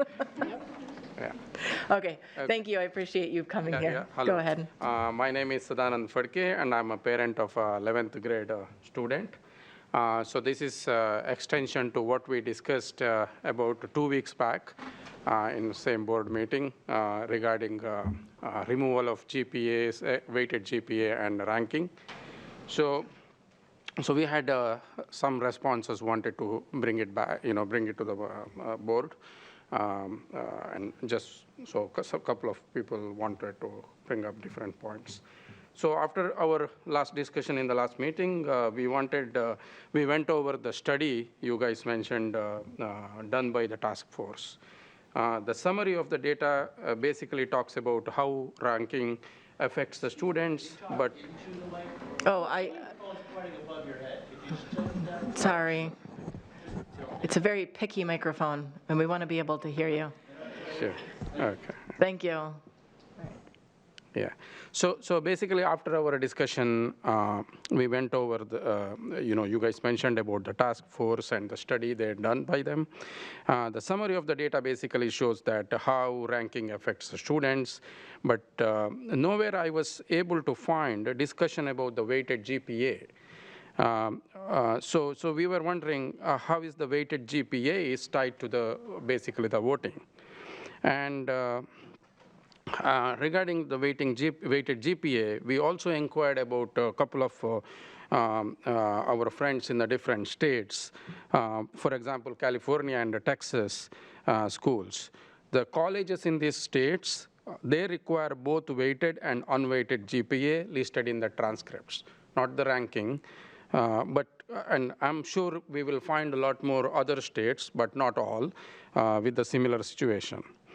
So by removing the weighted GPA, I'm not sure what we are trying to achieve. Because in the last week, in the last meeting, someone mentioned colleges recalculate the GPA anyway, right? So if they're going to recalculate the GPA, why does the Nashua school system wants to hide it? So as well as the kids want to know what their GPA so that they can apply to the right school where they fit in to those schools, right? So secondly, the weighted GPA is never going to create a competition because between the kids, because multiple kids can get the same weighted GPA, but not the ranking. Ranking makes sense, but weighted GPA, everybody can get the same if they want to, right? There is no way, the comparison between them. But it does help them to know which schools they should apply, and more likely they will get accepted, right? So many students we spoke in other states said they have a weighted GPA in their transcripts, but not ranking. We really appreciate taking, taking another look at the whole issue and avoid the confusions in the kids. So basically, thank you. Thank you.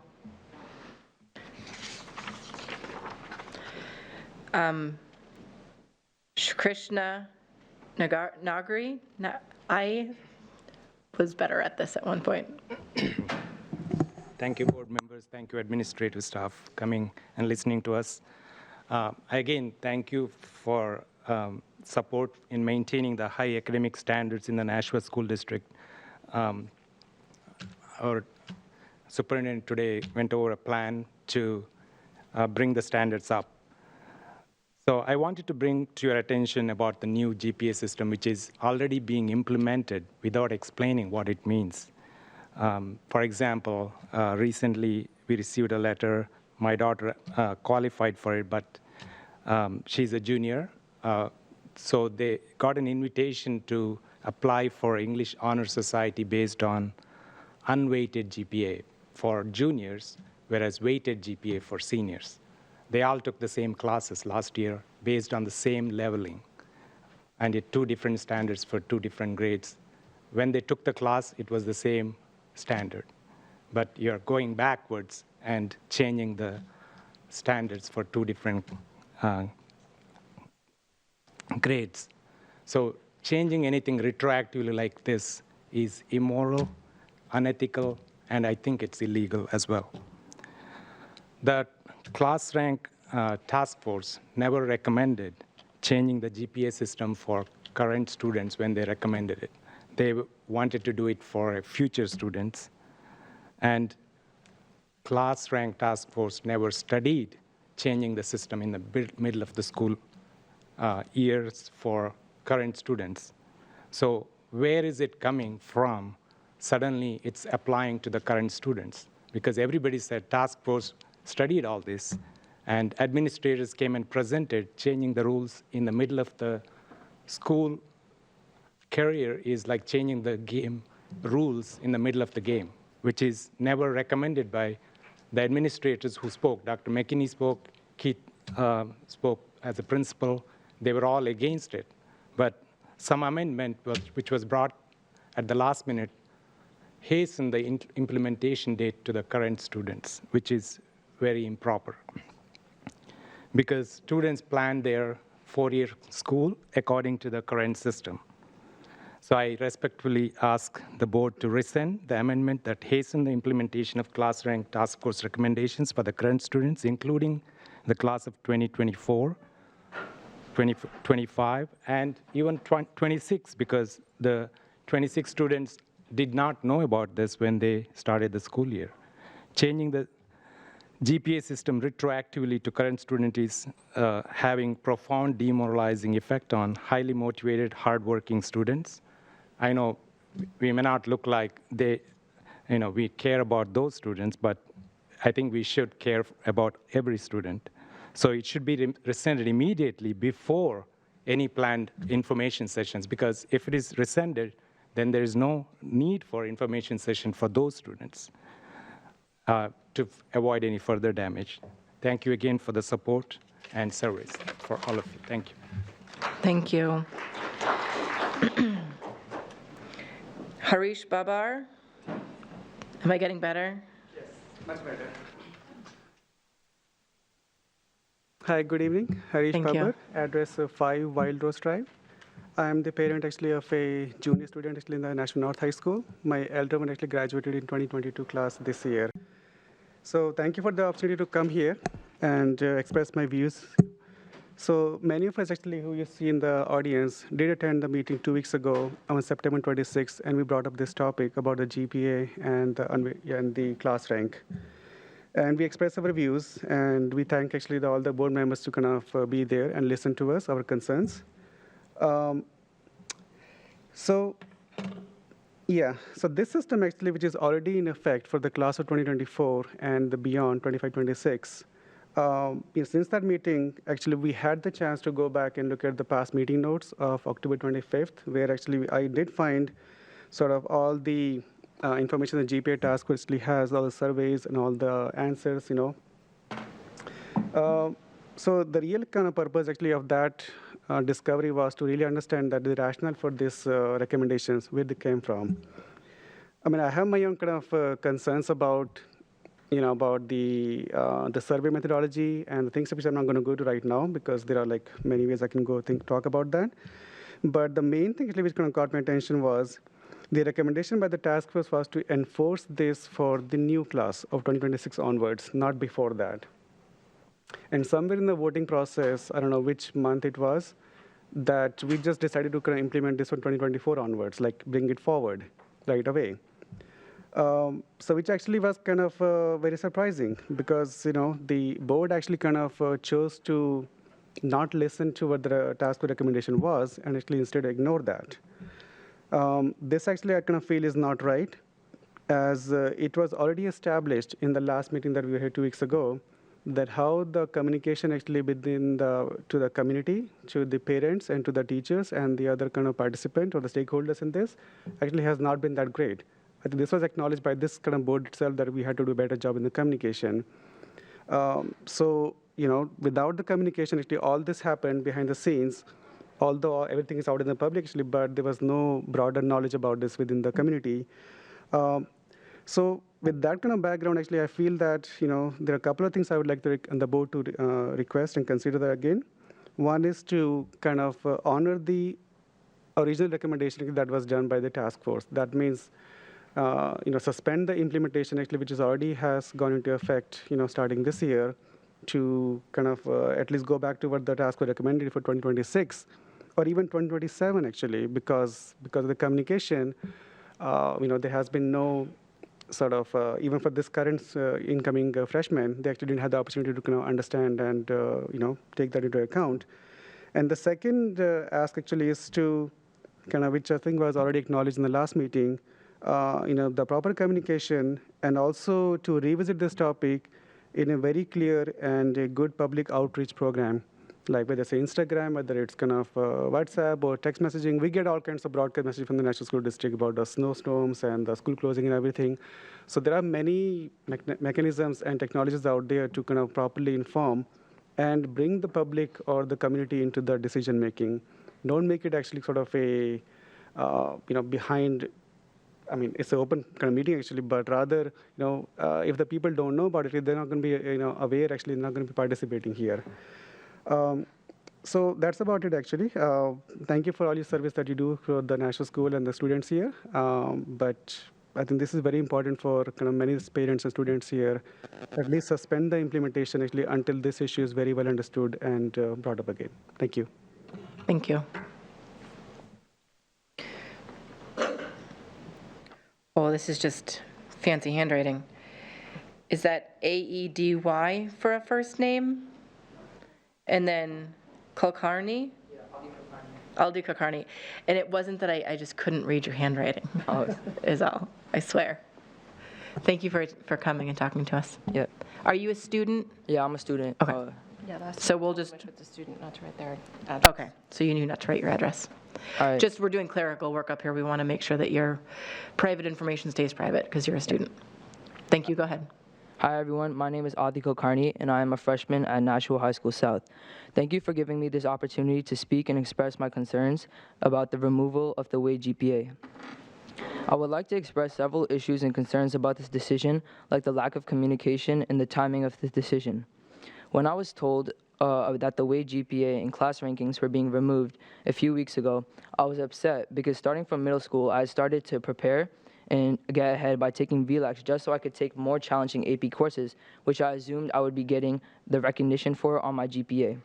But this decision was sudden to me because there was no proper communication to the Nashua School District parents and students. One concern I have is that such an important decision, one that affects how students plan their high school four-year plan, was made with such little communication. During the process and talks of removing the weight GPA and class rankings, students of the Nashua School District were not informed. Therefore, students and parents did not have the opportunity to express their opinions regarding this.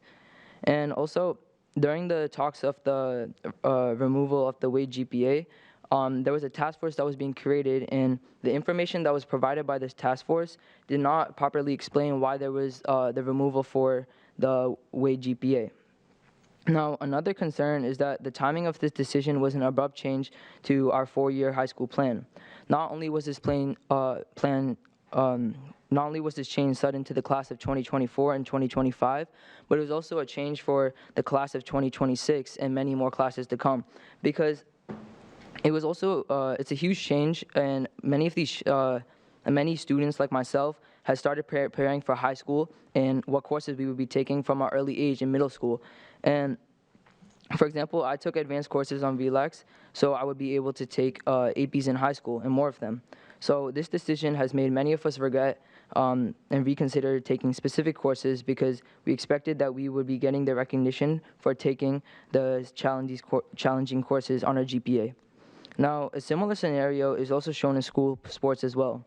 The Nashua High School sport teams all have a system of skill-based groupings such as varsity, junior varsity, and freshman team. These groupings provide a way for colleges to distinctify players from other players, and also a way for athletes to get recognition for their skill levels. Most importantly, it provides healthy competition between players, and it also allows them to constantly work on bettering and improving themselves as athletes. If you remove these rankings from sports teams, it would demote competition between athletes, and athletes wouldn't be getting the recognition they deserve for the skill level. This is also a similar situation in academics, and the way GPA and class rankings was a way for students to motivate themselves and a way for colleges to distinctify students from others. The one thing that stood out to me about Nashua South when I chose my high school was that they gave equal recognition in sports as well as academics, which was shown in the program of studies in 2023, which mentions that there is still a weight GPA and class ranking. But the Nashua School District considers all athletes student athletes, not athlete students, because academics are prioritized. And student athletes also must have a certain grade in order to participate in the team. So how can a school that puts education before sports choose to demote academic competition instead of promote it? I hope with these concerns and points that I've expressed, you will rethink and reconsider your decision to remove the weight GPA for the class of 2026. Thank you. Thank you.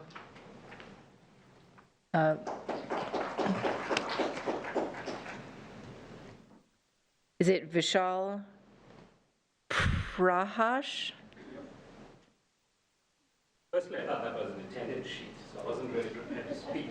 Oh. It doesn't have to. It doesn't have to. So secondly, Yeah, there's no. If you think my accent is stuffed, that's because I was born in India, raised in Australia, and I'm living in the US. So if I speak too fast and you don't understand me, feel free to ask me questions. In addition to what all of my peers here who stood up here spoke, what we're looking at right now seems to be that even just during this board meeting, some of the decisions were taken and some of the arguments that were made was based on solid data. That does not seem to be applied when this decision was made. Second is the communication. So we just heard during this board meeting when the superintendent mentioned about the program for the teachers, the data was based on 100-year data. We are not seeing that data in the report. So we want to understand how this decision was reached. Secondly, as identified, the report clearly states it was for the removal of the rank, not about the GPA. The GPA is solely based on the student's workload and what effort they put in to ensure that they get the grades they get. Thirdly, and for last point, I think just to reiterate, trying to pull the carpet out in the middle of the game really does not do anybody any favors. And it's like going on a cruise where you paid for a first-class cabin and then getting there and finding out that everybody's going to be in the first class, so people who pay the $100 also get the upgrade. It really does not help anybody. So I would like the committee to reconsider that, to relook at what the report actually states, which is exactly about the rank, not about the weighted GPA, and then ensure that the kids do not have to go through any additional pain, additional stress on what they're already at. Thank you very much. Thank you.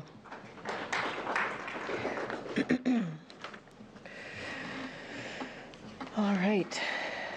I appreciate everybody coming out. I apologize for not being here at the last meeting. I did receive everybody's email. I very rarely take a sick day, and I'm glad you guys came back and shared your opinions. I appreciate it.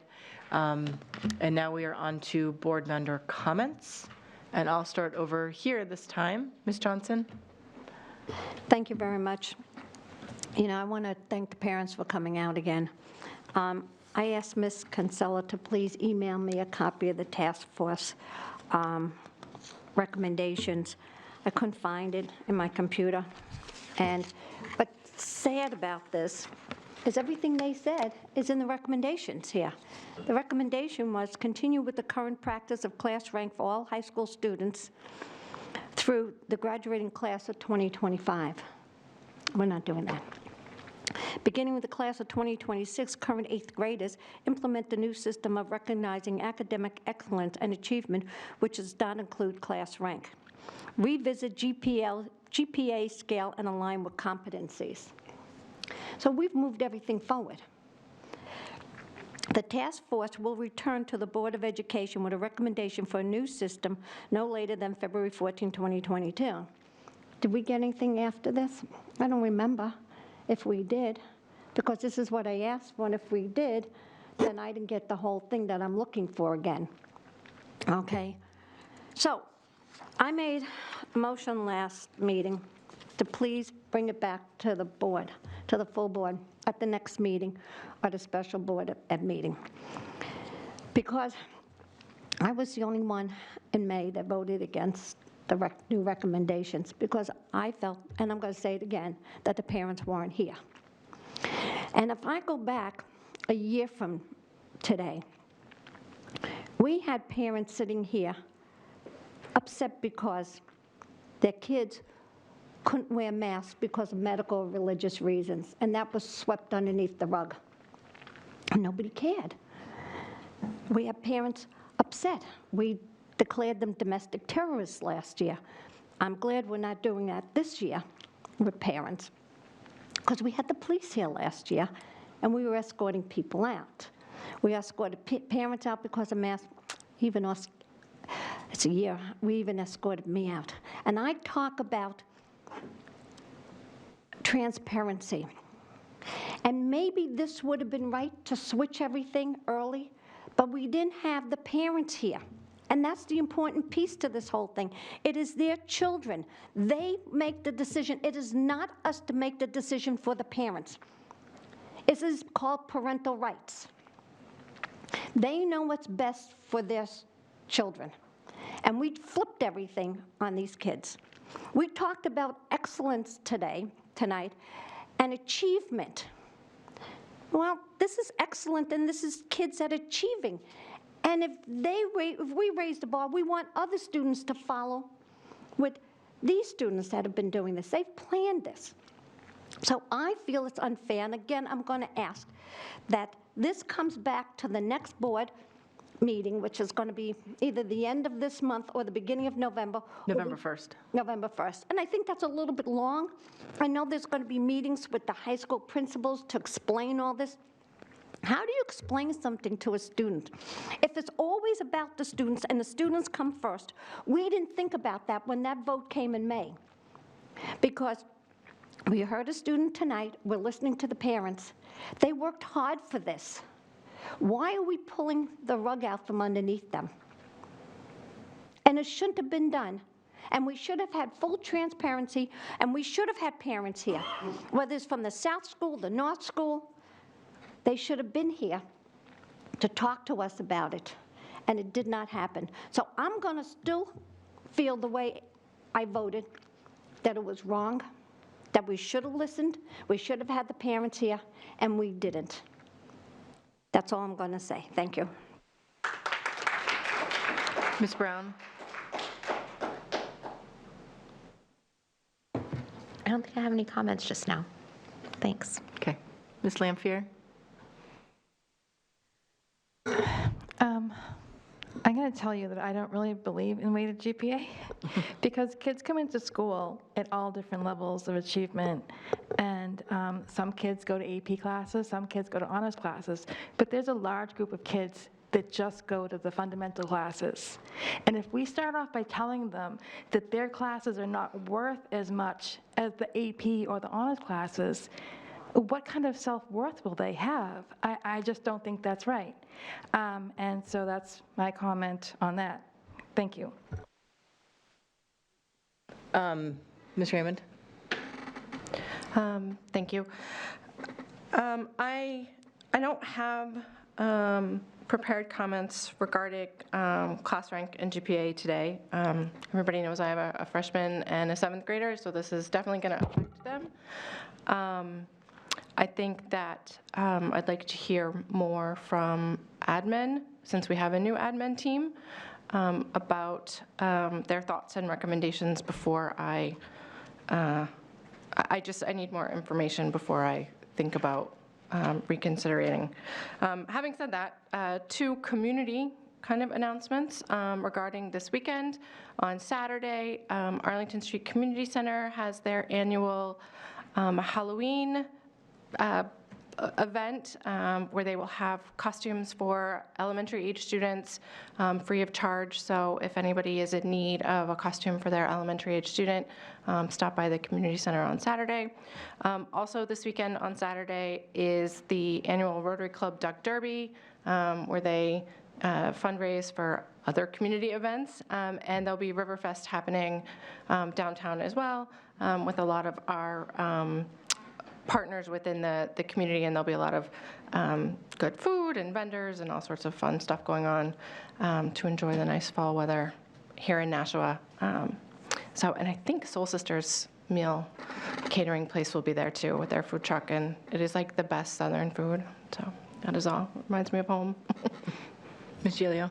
I'd like to thank Ms. Lampier and echo what she said. And other than that, I do have no comment beyond that tonight. Thank you. Ms. Oden? Okay. I'd like to thank all of the parents and students who spoke to this issue. You were passionate about how you felt, but you were respectable, and you used appropriate language. I know Ms. Johnson talked about what happened last year.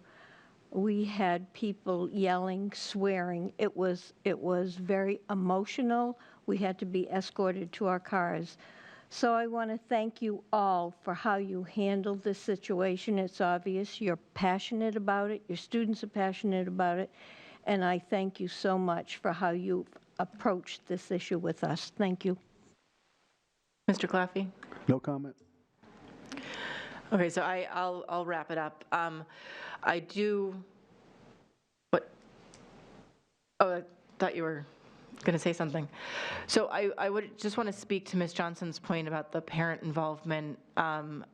This happened when, during my short president status. I remember, I think it was maybe a meeting or two before the special meeting, the audience was packed with people who came to talk about the weighted GPA.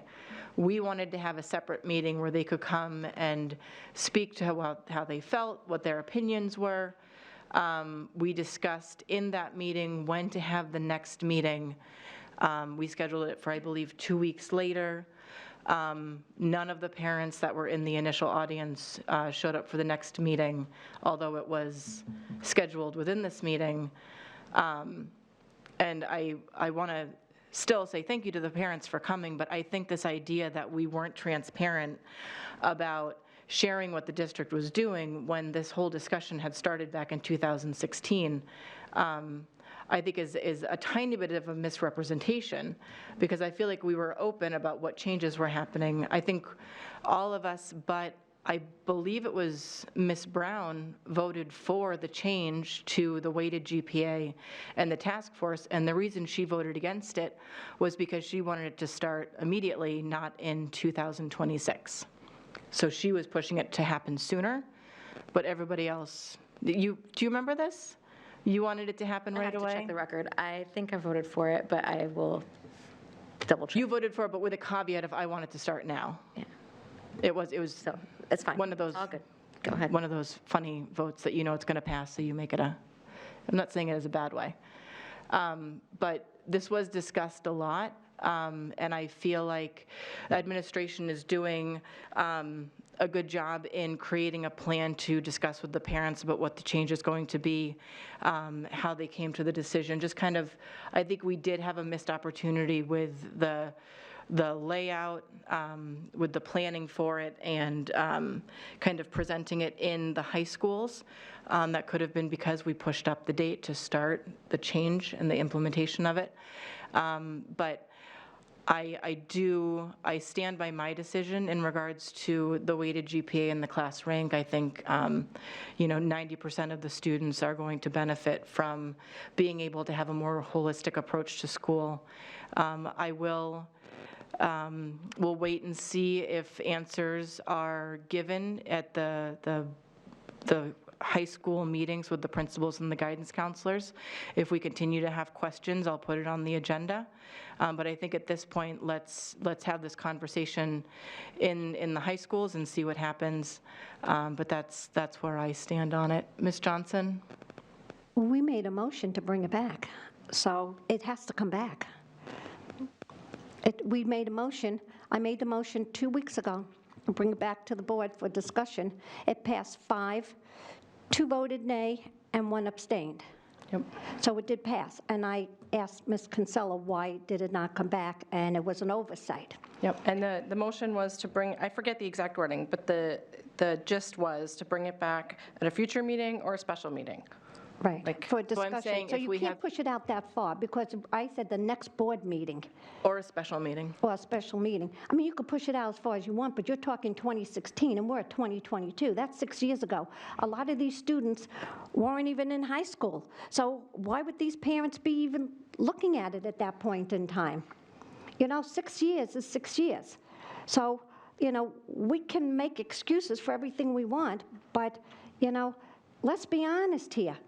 Let's listen to their concerns in both schools, and let's see if we can fix it, because the students from the junior, and I'm going to say very clearly, my kids were not scholars. So my kids didn't do this weighted GPA. My kids went to technical school. So, I'm looking at this from a fairness from a parent. And that's how I look at a lot of things. Parents' rights and informing and transparency. Thank you. Okay. Ms. Brown? I'd like to see if we could hear from the students if they have anything to say on the issue this evening, if you'd like to weigh in. I would never seek to stop our students from speaking. I just want to be clear that last time Mr. Sahu expressed his feelings on this, there were some attacks from the public against him, and I just want to make sure that we all understand that We don't do that to our student reps. It's not appropriate. So we need to respect their right to speak here and what they have to say. Agree, disagree, be indifferent, but don't be rude. Appreciate the concern, and as well as to the members of the board and administration who reached out after the past meeting. But I just want to say that it's been 152 days, and 152 days since May 12th, and that was when we had that special board meeting. 152 days, nearly half a year, and only now are we hearing this? We didn't hear anything over the summer. Nothing changed, 152 days. And I really feel passionate that I need to address some of the misconceptions and misinformation that's out there, because I understand where people in the audience are coming from.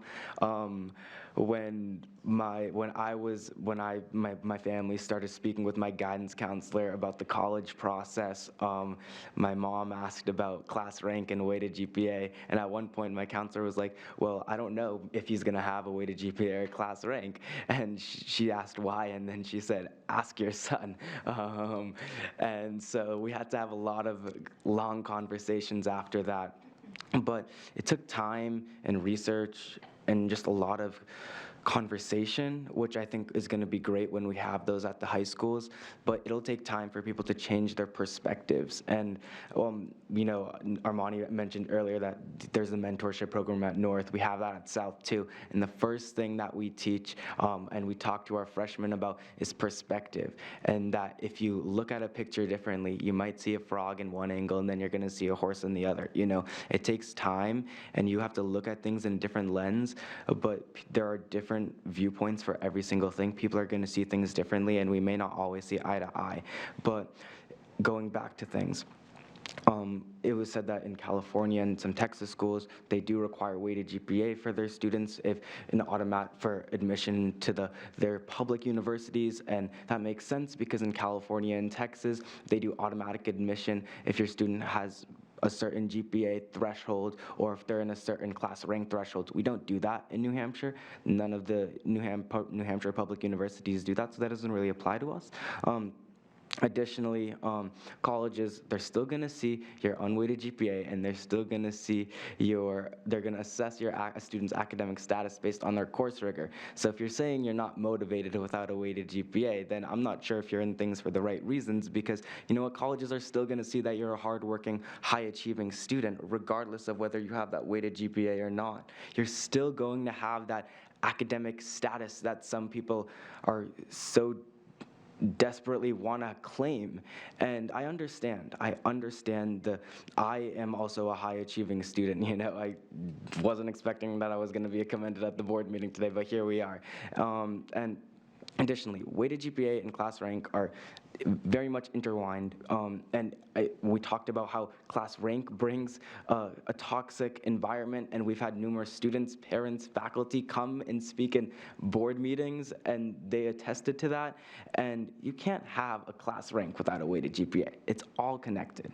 And I heard that there was issues with the transition process, a specific scenario with referring to one of the honor societies. And I'm president of Nashua South's National Honor Society, not the English Honor Society, but when it comes to the academic eligibility of our students into these honor societies, yes, in the past we've relied on either a weighted GPA or an unweighted GPA, and it was said that because of the immediate change with the class of 2024 with this new process, that this caused an issue there. But I would just like to say that even if we started with the class of 2026, you're still going to have students in the school with a weighted GPA and a class rank, and those with an unweighted GPA and no class rank. That's just how a transition process works. We just moved up the timeline. And I'd like to remind board members and the public why we moved up the timeline, why we quote-unquote changed the rules mid-game, is because the rules were already changed mid-game for our students. And that's not to the fault of the district or the Board of Education, but we went through a global pandemic. And Armani and I's class of 2023, we had a whole year of remote learning. We had I believe, 2 weeks to go to make the decision if we want to go pass fail or not. And we weren't able to go back on those decisions, even if they were made with so little consideration. This decision we've made here has been made with years of conversation, years of district conversation, years of student and faculty conversation. This was not done rashly. And additionally, students are still going to get recognition for their academic achievement, and colleges are still going to be able to see their skill level through the course rigor, and that is exactly what you're going to see in college. It's the same system. They have the Latin honor system to reward academic achievement, and there's no weighted GPA in the college. You know, you're going to see your course rigor. Like, I have a cousin who is at Cornell, and Cornell is a very academically rigorous university for those who don't know, and he made the decision to take an honors physics class, and why he would do that, I don't know, but that was his choice to challenge himself and pursue his own higher education at his own choice. You know, and students in the Nashua, families in the Nashua School District are going to be able to make that choice for themselves, and it's not going to cost them a college or a scholarship. And when it comes to the discussion about why the board made an alteration to the original motion that the task force presented, that was not done lightly. I will say that I was one of the people that was a strong proponent of amending the motion, and that wasn't brought up. I didn't bring that up to the board without having conversation behind the scenes. I spoke with Dr. McKinney about it. I spoke with administration, and they understood my concern. I spoke with the directors of guidance at both schools, the principals, and the board president. We've talked about this, you know. It just would set a very dangerous precedent if we were to switch back and forth between such important decisions that are going to change the culture in the district. And to the public, I'm just asking a rhetorical question. I'm just very confused with what you want from us. Do you want us to keep rank forever? Do you want us to keep it just for the current classes, just for up to the class of 2028? Or do you want us to do something totally different? Or do you want us to also get rid of weighted GPA? You know, it's not very clear what's being asked of us, but what I want to reiterate is that it was 152 days since we made this decision. Personally, I would like to say that we recognize that the majority of the crowd here is South students. And I think personally that's mainly due to the culture of North, just the natural culture, resulting in just indifference from the students on this decision. So once we get that conversation going with the reasoning, I will be glad to provide everybody with better information on what the consensus is from the North students. And I think my personal problem with weighted GPA and class ranking is that it standardized our how we view excellence in academics, where we highlight and promote our AP classes, which isn't the best or like most fit. Sorry.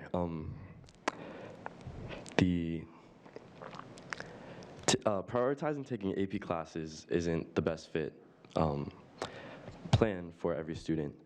And I'm an ambassador of 2 CTE programs here at North, and they are weighted less than the AP classes. And I've chosen to take both of them, and they take so much time.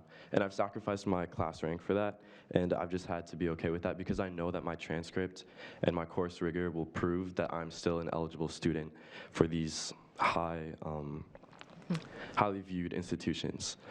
So with that being said, I think it's important that we value all of the classes that we take and offer for our schools so that they can have their personalized academics. And I think it's also important to note that, you know, the student who, you know, works their buns off to get an A in a foundation class is putting in their best effort, just like the AP students who get A's are putting in their best effort. And to say to that student in the foundations class that their hard work is less than, is unfortunate. And I think, you know, you're setting some students up to not value their hard work in the same way that we value other hard work. But I know I see hands back there. We don't typically go back to second comment, but I would be glad to talk to you after if you want. But I would now be looking for a motion to adjourn. So moved. Thank you. Okay, on the motion to adjourn, all those in favor say aye. Aye. Aye. Any opposed? Motion passes. We are now adjourned at 8:16.